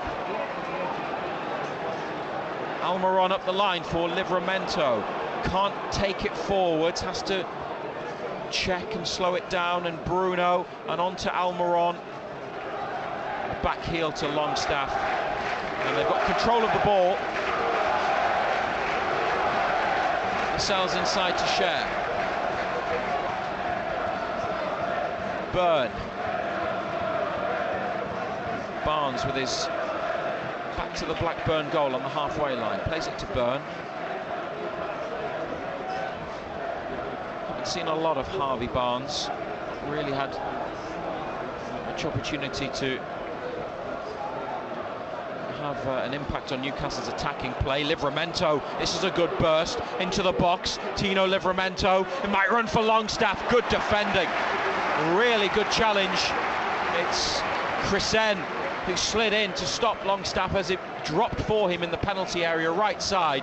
Put it behind for a corner after the positive run by Livramento. Yeah, great defending again, wasn't it? Real good tackle on Longstaff.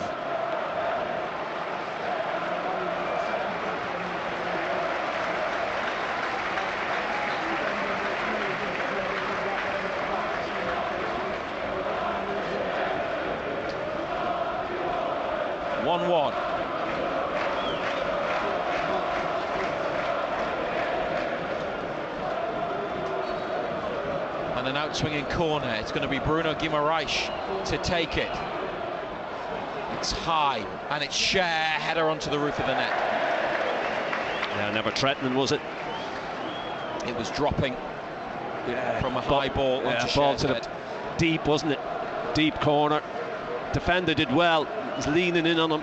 Couldn't really get any penetration on the ball. Just looped it straight up in the air onto the roof of the net.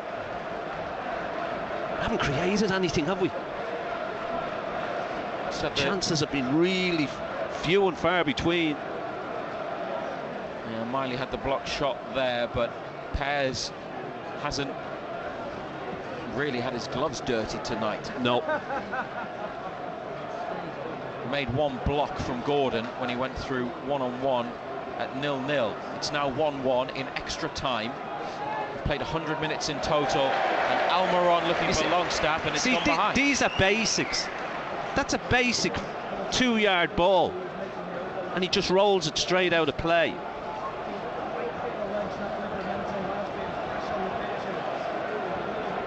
Cometio, the big defender, the Liverpool loanee for Blackburn. Played there by Garrett to the near side. Markande down for Britain, the right back. Ayari, who's been capped twice by Sweden, the 20-year-old. His forward pass is blocked by Lewis Miley and out for a throw.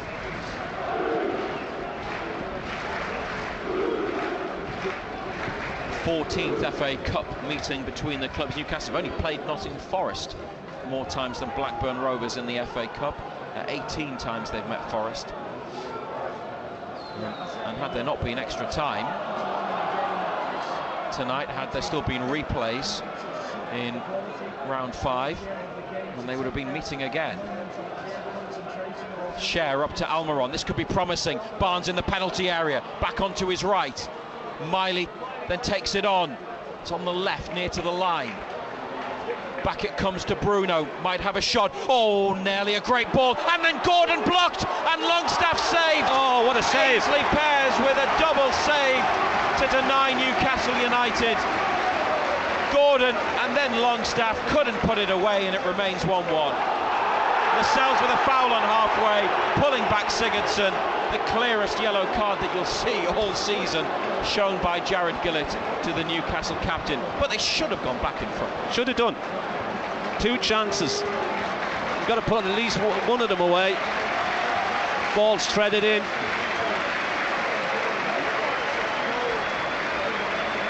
It was Bruno with that pass, Ando, for Livramento that almost reached him. Chrisen had the touch. Gordon hit the legs of the keeper.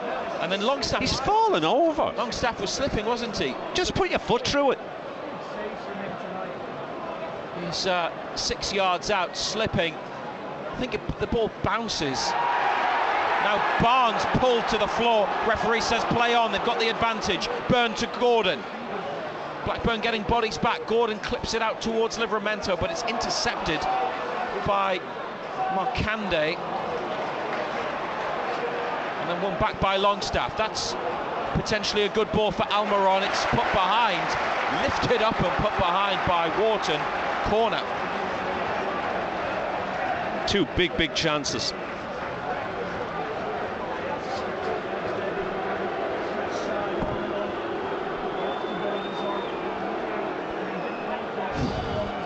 More frustration. 1 apiece. And we're in the 104th minute of the match. And there'll be a second half of extra time to follow. Blackburn have left Markande up by halfway with Livramento. Anthony Gordon takes the latest corner. It's a good one. Harvey Barnes header. And it's spilled by Pears and goes behind at his near post, his left-hand post. That was a really good ball, whipped in. It was hard, quite low, and the stooping header, it needed to be dealt with by the keeper. Yeah, and it was. He couldn't take a chance on whether it was going in or not. I'm not too sure whether it was, but he didn't know that. Had to get something on it. Another corner kick. Gordon, same again. They're looking for big Dan Burn, header back across goal and wide. Burn at the back post, couldn't get it on target. Decent ball again, good contact on the header, just couldn't direct it, could he? That's half-time in extra time. John Anderson. 2 big chances that go back in front. Gordon Pears has made a good save, comes out the Longstaff, who really should score. Not too sure why he's sliding to hit it, just put your foot through it. Keeper makes a decent, another good save, but shouldn't have really been allowed to do it. Ball should have been in the back of the net. Two teams come over to the near side, to the touchline, for a word with their managers and the staff, and a drink. Referee and his 2 assistants are next to the centre spot. The 4th official's gone out to join them. We have played 90 minutes when it finished 1-1. Gordon for Newcastle, Schmodix with the equaliser, and then 15 minutes of extra time, no further goals. More from Ewood Park and commentary on the second half of extra time on the way in a second. It's Blackburn Rovers 1, Newcastle United 1. Scott Macon. No doubt you were disappointed and gutted that People Magazine's Sexiest Man Alive has announced that Patrick Dempsey... Sorry, Carol. We were supposed to keep a straight face. Oh, she's off. I thought that you might have been a little disappointed at this, and then I realised that you're not even classed as the sexiest man in Look North. What can I say? You've reduced this serious news hound to floods of hysterical tears. Scott Macon, weekday afternoons from 2 on BBC Radio Newcastle. It's not been the sort of night that they were looking for, and 7,000, just over 7,000 away fans probably were hoping for a great away day. It can still be a successful one in terms of the scoreline and the result, but not at all a performance at the levels that Newcastle would look to put in, that they have many times under Eddie Howe, even this season when things have been difficult. Sometimes this happens in the FA Cup when teams from different divisions go head to head. Blackburn have been good and have had big chances to score that they've not taken. Newcastle took the lead in normal time. It lasted only 8 minutes. They could have lost it at the end of the 90. There in the first half of extra time, they probably should have gone back ahead. Now they're looking for Almiron from the kickoff. They found him. The goalkeeper hesitates and then just gets there. Ainsley Pears in the penalty area hesitated when the ball was played into the area. Almiron may have caught him. They're having words, the two.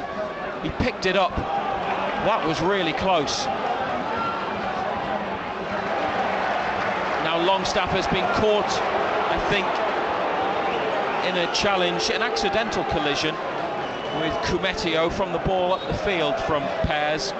He loves to roll around, doesn't he? Seems to have just taken a knock, perhaps been caught accidentally in the face, but he's all right, and it's a Blackburn throw. 1-1, 15 minutes to play, and quick reminder of the team: Dubravka, Livramento, Lascelles, Cher, Byrne, Longstaff, Bruno, Miley, Almiron, Gordon, Barnes. Eddie Howe has made 4 changes so far.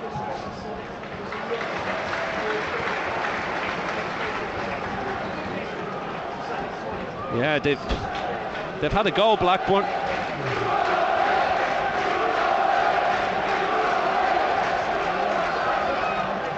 Kumetio helping it on to Schmodix and getting it back. Markande in the middle. It's a low cross into the 6-yard box. They let it run. They let Nobody it run. gambled.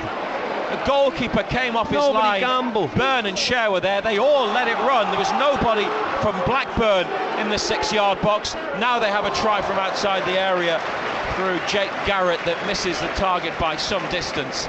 Had there been a Blackburn player further into the box, they might have had a tap-in. Sigurdsson just stands and watches. He gambles on that because they all leave it to each other. Keeper leaves it to the two centre-backs. The centre-backs leaves it to the keeper.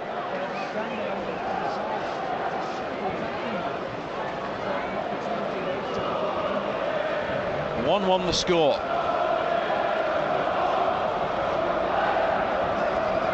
Here is Dubravka banging his studs against the post. Long goal kick on the way as Newcastle push up the field. Dan Burn takes control on his left and back to Cher. Now they're back to Dubravka.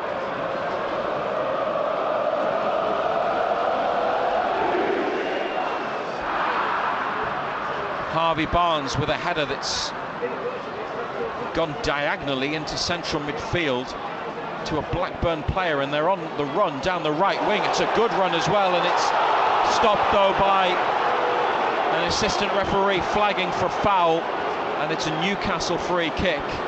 There's no contact at all allowed, is there? Ayari, he looked like he did pretty well, but must have been pulling at Bruno. That must have been why the assistant gave it, Ando. Ayari couldn't believe it. Now Newcastle lose it on the near side. Crescent, a 1-2. Then the cut back. Oh, and Lascelles intercepts and they get it away to Miley. They are living dangerously. Barnes, Miley makes a forward run. Again, the ball doesn't come early. They get through this. Onto the chest of Almiron, just keeps it in on the line. How many times have players made runs from midfield into space and the ball hasn't gone? And then they've held it up and Blackburn get time to get players back. Now Barnes going on the outside and winning a corner. In fact, it's Miley, I beg your pardon this time. Went on the outside with his left. Cross was blocked. And Gordon with a corner kick. Dan Burns come over to him. They could go quickly, they do. Gordon to Burn and back again. Blackburn not completely set. Gordon with a shot from outside the area straight at Ainsley Pears. Now Gordon back doing the defending, getting there before Schmodix and doing really well. Up to Almiron, caught, and although Newcastle have the ball, Jared Gillett has not only blown for a free kick, he has booked Ben Crescent for the tackle.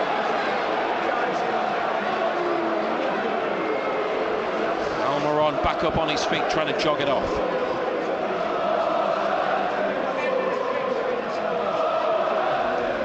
Yeah, there's a lot of tired bodies out there, tired legs.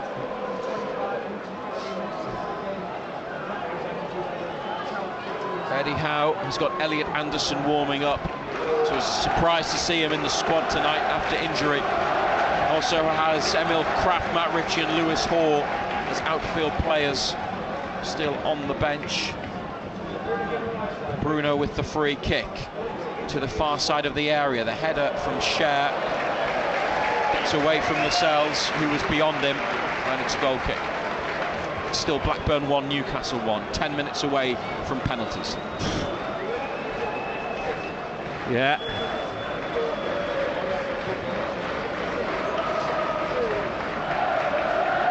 Once it gets the penalties, you just never know, do you? It could go either way. It's all about who fancies it on the night. Who keeps their nerve. Still time for a winner though. Livramento header to Almiron, inside to Longstaff. Now trying to play it in behind the Blackburn defence, and they've got Gordon away. Another defender comes across, Gordon beats him, Anthony Gordon then beats another, it's Almiron, and a chance in the middle of the box blocked, and then it's wide from Harvey Barnes, puts his hands on his head. Oh, a few of them had a go there. Almiron involved after Gordon laid it back, Bruno blocked, and then across to Barnes, who missed the target. It's a huge chance to win the cup tie. Oh, it's an incredible chance. It's unbelievable. Just lashes at it, doesn't he? Comes off the outside of his left foot. It's a great block. Unbelievable block. Oh, what a chance. There was a space for Barnes to squeezed the ball into between the post and the defender and Pears, who was coming across. Now Sigurdsson's header stopped by Cher, but they might have a man in. Markande in the penalty area. Schmodek's blocked by Dubravka. Another crucial save by Newcastle's goalkeeper, and then it hit Schmodek's and went behind, just as he looked as though he might win it for Blackburn. Oh, if he lifts that, he just lashes it. Dubravka goes down early, hits him, just hits his body. If he lifts that,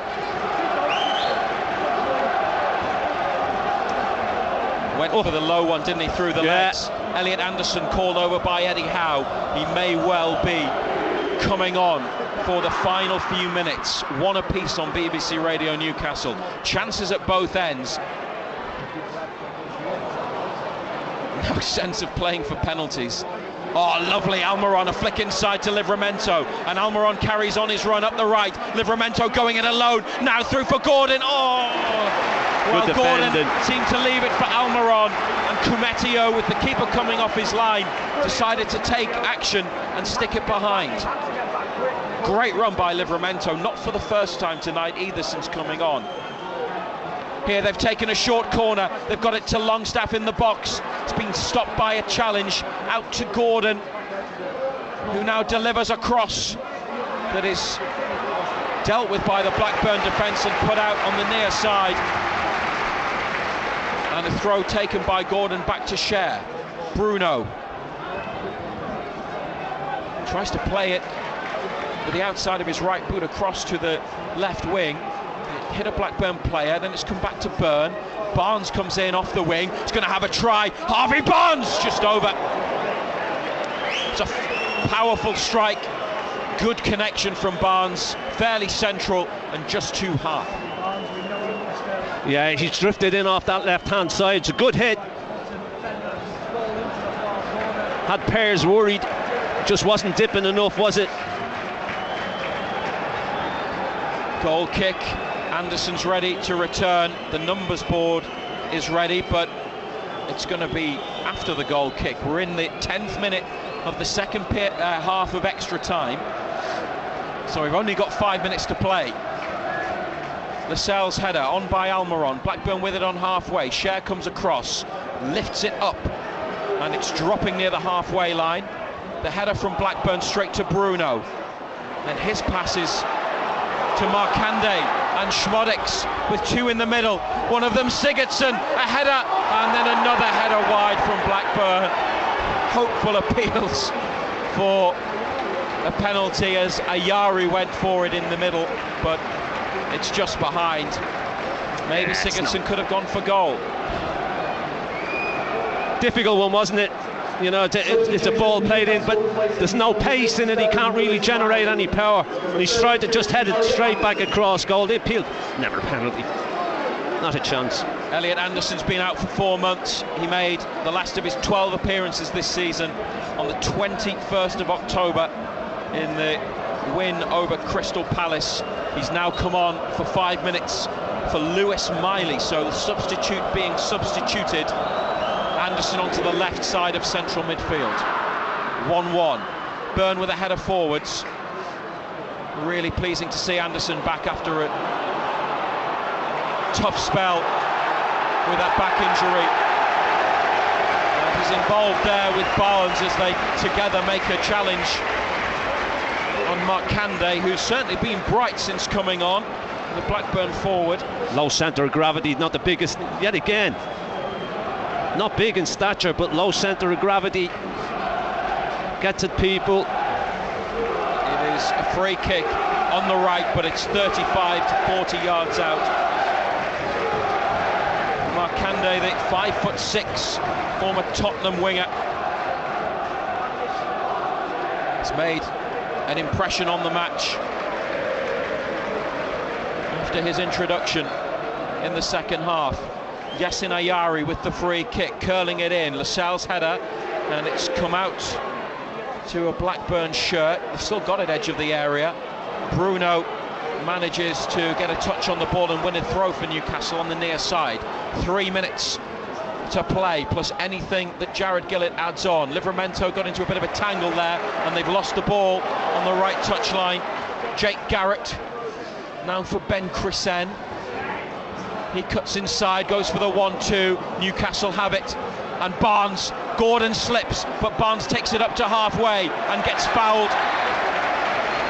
And a yellow card is out for Ayari. And Newcastle have gone quickly with the free kick, and too quickly for the liking of the referee, so it will be done again. Yeah, tried to take it quick, didn't he? Yet again, defender's taken one for the team. The break was on.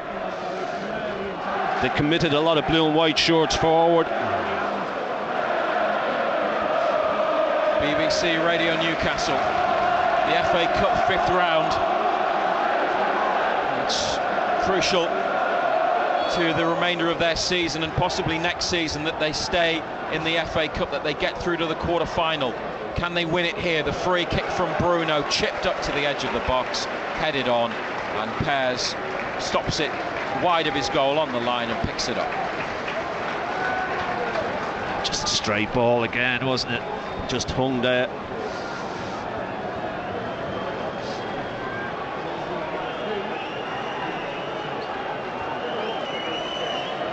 Anthony Gordon standing next to Pears on the edge of the penalty area. The former Gateshead and Middlesbrough goalkeeper kicks long out of his hands onto the head of Jamal Lascelles. Billy Cumetio with a header away, and Tino Livramento. That was charged down by Chrisen. To throw. Blackburn man of the match is Scott Wharton. You're nodding your head, Ando. It's been excellent, yeah. He's defended really well, used the ball well. There is a minute to play. Livramento to Bruno. Up into the Blackburn half. Wharton, man of the match, heads it into the centre of midfield. Longstaff's got it. They can go forwards here, Newcastle. Out towards the run of Barnes, but it's too close to Britton. And he clears. Stayed in play. Shares come across. Offside against Schmodics. 30 seconds. The numbers board is with fourth official Stephen Martin. Livramento to Almiron. Then he goes forwards up the right wing, Livramento, but Almiron can't go anywhere with the ball. It's eventually worked inside to the middle of midfield, and Bruno Guimaraes. Dan Burn along the left wing to Harvey Barnes. Anderson wants it inside. Barnes on the outside, still with it. Digs up the cross. Put his foot right underneath the ball, scooped it up into the area. Blackburn clear, then into midfield. Longstaff had it and lost it, and now makes a challenge that's going to see him yellow carded. Had to do it to stop the counter-attack. Only going to be an extra minute. But it comes about because he's weak in the tackle. Yet again, how many times do we say it? These are tackles he's got to win, edge of the penalty area. Just dangles a leg. 1-1. No goals in extra time. A period of extra time that is almost over, and then it will be penalties.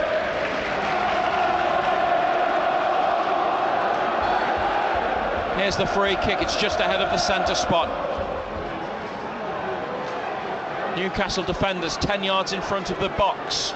Now they drop as Britton lifts it up towards the 18-yard line. Wharton with a header, and then a foul as he competed for a second header. He just went surfing on the back of Tino Livramento. We've played the minute, and we've played all of the football, and now it's penalty kicks to determine the next FA Cup quarter-finalist. Will it be Newcastle United or will it be Blackburn Rovers? It's finished after 120 minutes at Ewood Park with penalties to come. 1-1. Matt Bailey at breakfast. This morning, I want you to answer the question. Sometimes I think I'm reasonably intelligent, and sometimes I do what? Joan, is it you or your husband? It's my hubby. When he goes to the pharmacy for medication, he cannot say the word prescription when he gets there. It comes out as, can I have my prescription? It's worth going for the laugh, really. I love the fact that you go with him just to watch this happen. I mean, you could step in and say prescription. Oh, no, that's boring. Matt Bailey at breakfast. Weekdays from 6. BBC Radio Newcastle. So here we still are then at Ewood Park. We still don't know who will be in tomorrow evening's quarter-final draw. Will it be Newcastle United? Will it be Blackburn Rovers? No further goals in extra time after Anthony Gordon had put Newcastle ahead in 90 minutes and Sammy Smodics had equalised. So it was a breathtaking end-to-end extra period. There were chances at either end. Amazing double save from Ainsley Pears to keep Blackburn Rovers in the FA Cup, and a clearance off the line as well. A bad miss from Harvey Barnes too, as far as Newcastle are concerned, but there were also opportunities at the other end. It's been pretty breathless, but now it will be down to spot kicks. Who should take those spot kicks? If you're quick, message in 08000 321 333. Start your message with the letters BBC or text 81333. A few people are already getting in touch with their 5 penalty takers. Brian says Bruno, Anderson, Almiron, Gordon and Barnes. Thibaut has also been in touch to say Bruno, Barnes, Cher, Anderson and Gordon. They would be his 5 in that order. Let us know yours if you get the opportunity, and yeah, we will of course bring you every single spot kick live here on BBC Radio Newcastle. Don't forget there'll be a reaction tomorrow morning when you wake up as well, with Matt Bailey in the breakfast show from 6 a.m. and plenty to talk about on Total Sport tomorrow night as well. And Steve Howie will be on the show, as well as Marco, as we analyse everything that has happened tonight, and there is plenty to analyse. The Blackburn players are just coming out of their huddle now to applause and cheers from the home fans here. Newcastle's players remain in their huddle. Let me just tell you about the other results this evening in the 5th round of the FA Cup. Leicester needed extra time to win at Bournemouth, the Championship side, beating the Premier League side there 1-0 after extra time. And Manchester City were comfortable winners in the end at Luton Town. They beat them by 6 goals to 2. With Erling Haaland scoring 5 of those goals. In the National League, Gateshead were beaten 3-2 at Woking. They came from behind to lead, but then they lost 3-2 in the end. And England's women beat Italy 5-1 in a friendly international match. The players now then making their way to the centre circle. The orders have been decided by both the head coaches, and the coin is being tossed to see which end the penalties will be taken at. Will they be taken in front of the Newcastle fans who wander at the Darwin end, or the Ronnie Clayton end where the Blackburn supporters are housed? It looks as though it's going to be at the Newcastle end. Jamal Lascelles walks away and the Newcastle fans cheer. It's going to go down to spot kicks. Razor and Ando will take you through them. Thanks very much, Bridie. This is BBC Radio Newcastle. We bring you every Newcastle United match exclusively live, and now we are going to bring you a penalty shootout in the quarter-final of the FA Cup, and Ando Fabian Cher is going to be first. Yeah, in front of those 7,000 Newcastle fans, strikes a quality ball. Just put your foot through it. He scored penalties for the club before. Scored one at Fulham in the Premier League a few years ago, and he's taken them for Switzerland in major competitions. They want to get off to a good start at the Darwin end, with 7,000 away fans behind the goal, and the former Middlesbrough and Gateshead keeper Ainsley Pears in between the posts. He's been busy tonight. He's made some important saves. Newcastle, through Fabian Cher, looking to beat him with the first penalty in the shootout, and Cher, the coolest man in Ewood Park, just rolls it into the bottom right corner, with Pears going the other way. Yeah, great penalty, quality. Just waited for the keeper to move and just rolls it in. Now Blackburn Rovers with Sami Szmodics, their top scorer. He got their equaliser in the 79th minute. He had other chances. What's his penalty taking like? Find out. Martin Dubravka on the line. Oh, it's a straight run up. Szmodics straight run up. Comes forwards to the ball, and it's saved by Dubravka, who got down to his right. The ball wasn't quite in the corner, and Newcastle with a perfect start to the shootout, scoring their first, and Dubravka denying Blackburn. Oh, it's an awful penalty. As I say, straight run up, just hits it straight at Dubravka, doesn't he? Harvey Barnes, a substitute in the second half, picks the ball up. Jared Gillett walks with him to the penalty spot. He has a word with Barnes. Dubravka stands just outside the penalty area to the right. Pears bobbing up and down on the line. Barnes to come forward with a right-footed penalty that's denied by Pears. He makes a save now. Another penalty not quite in the corner to the goalkeeper's left. Pears, that's what Blackburn needed. It's 1-0 to Newcastle. Blackburn about to take their second penalty. Oh, another poor penalty, wasn't it? Good height for the goalkeeper, I guess is right. Jamal Lascelles is out to Harvey Barnes to console him. Callum Britton for Blackburn next in line. Martin Dubravka, is he in the penalty saving mood? He's already stopped one. This is the second one that he will face tonight. Oh, the short run up. Ball is right at the front of the spot as well. Britton into the bottom corner. Dubravka got close. He got across to his right hand side, but couldn't keep it out. 1-1 in the shootout. Too much pace, and it wasn't a good penalty. Took it in the corner. Dubravka guessed right, but couldn't get on it. Dubravka now picks the ball up and gives it to Bruno Guimaraes. 7,000 be trying to suck the ball into the net. Bruno again at the very front of the penalty spot. Pears bouncing up and down on the line. From the back of the box, Bruno comes forward, stuttering run up into the middle of the goal. Newcastle back with the advantage in the shootout. 2-1. Yeah, stuttering run up, waited for the keeper to go again. Oh, your man. Yeah. Arno Sigurdsson, the Icelandic international. This is Blackburn's third penalty. The ball obviously doesn't have to be on the spot anymore. You must just have to touch it. Jared Gillett standing in front of the ball, now walks out of the way. Arne Sigurdsson faces Martin Dubravka.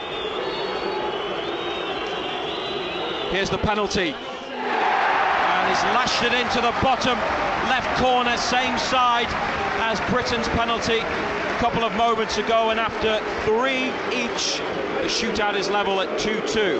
Good penalty, wasn't it? Again, Dubravka guesses right. Not stopping it though. Not with that pace.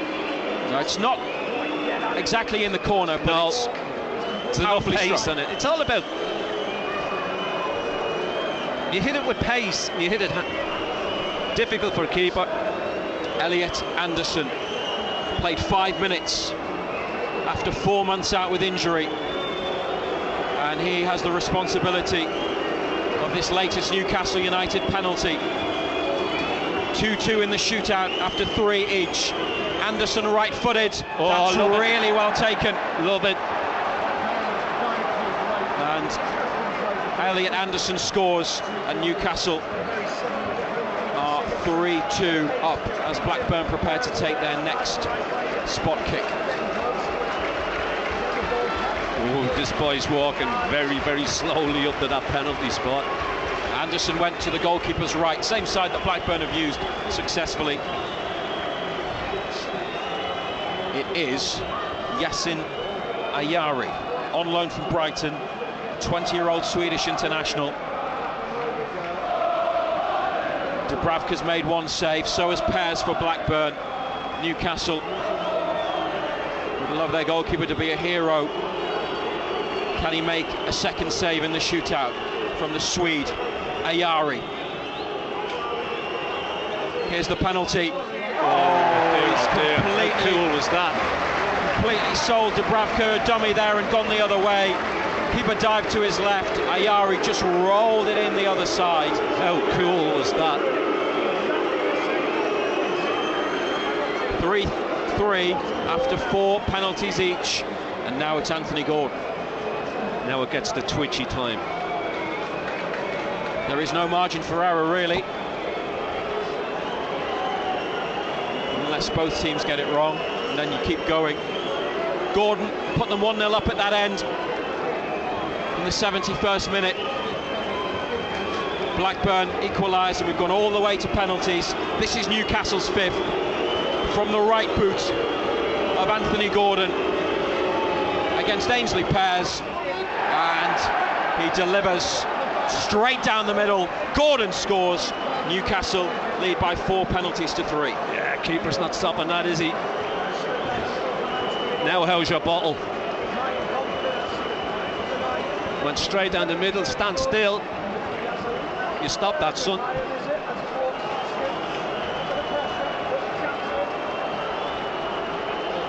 And it's for Blackburn. It's Dominic Hyam, the defender. Ooh. He is placing the ball down. He's moved it. The Newcastle fans sing Martin Dubravka's name.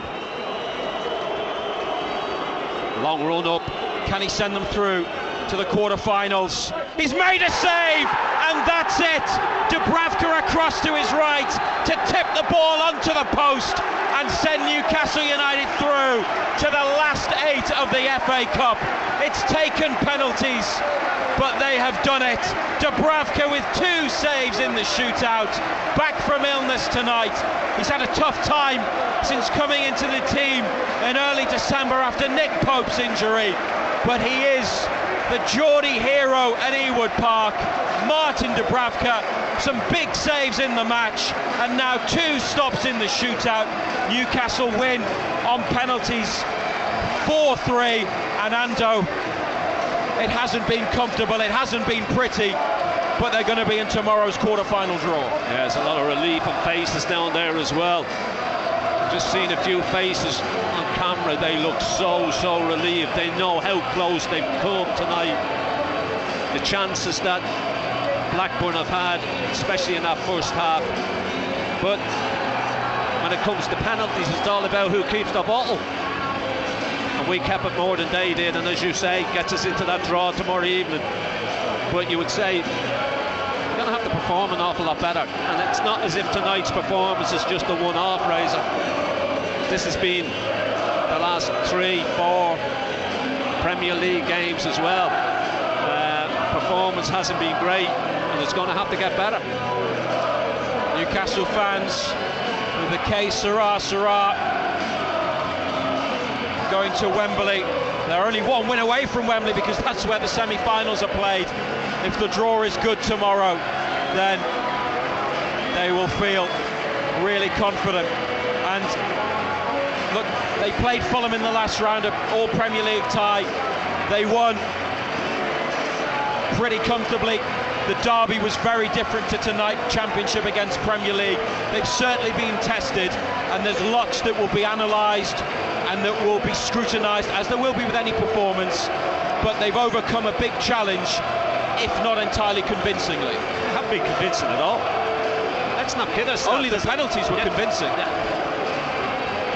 There's been nothing convincing about that performance. You know, we thought you could come here after seeing off Sunderland very comfortably with relative ease.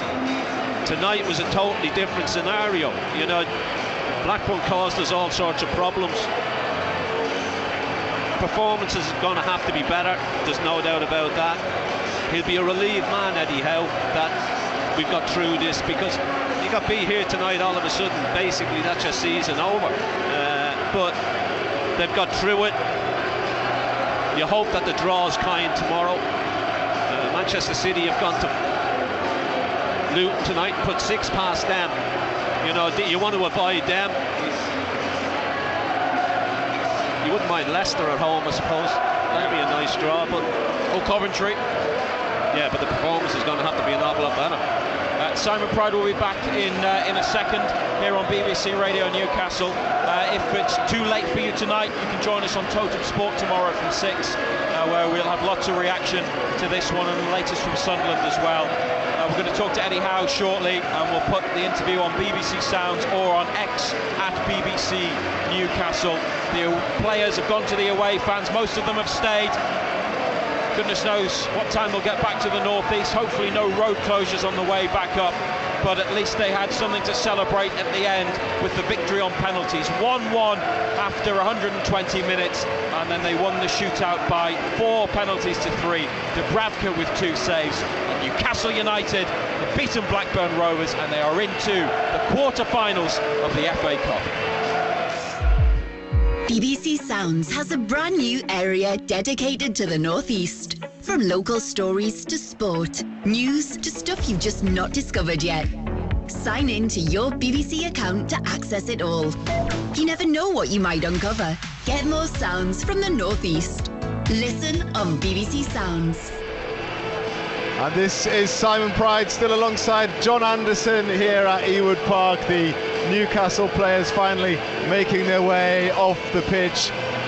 Jamal Lascelles with his top off and a black and white scarf draped around his bare chest, and the other players just making their way down the tunnel. We'll bring you post-match reaction tomorrow morning on BBC Radio Newcastle and in Total Sport tomorrow evening as well. Razor will speak to Eddie Howe, probably 1 or 2 of the players as well. I suspect that Martin Dubravka might be towards the front of the queue, having saved a couple of penalties in that shootout to take Newcastle United into the quarter-finals. They will be in the draw tomorrow evening alongside, well, so far we have Coventry City, who won last night, Leicester City, who won by a 1-0 in extra time at Bournemouth tonight, and Manchester City, who won well 6-2, Haaland with 5 of them, at Luton Town tonight as well. So those are the teams so far who have made it through. I might ask Ando who he wants before we come off air at 11 o'clock this evening, but let's just take a breath first. I mean, the Blackburn players,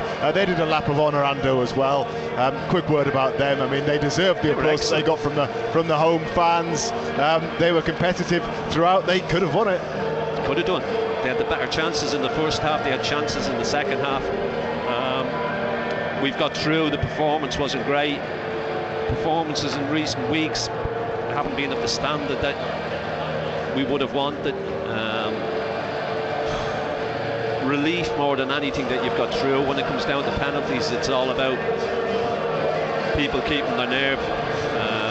We kept our nerve more than they did, and that's why we're in the hat. But it was a struggle, that's for sure.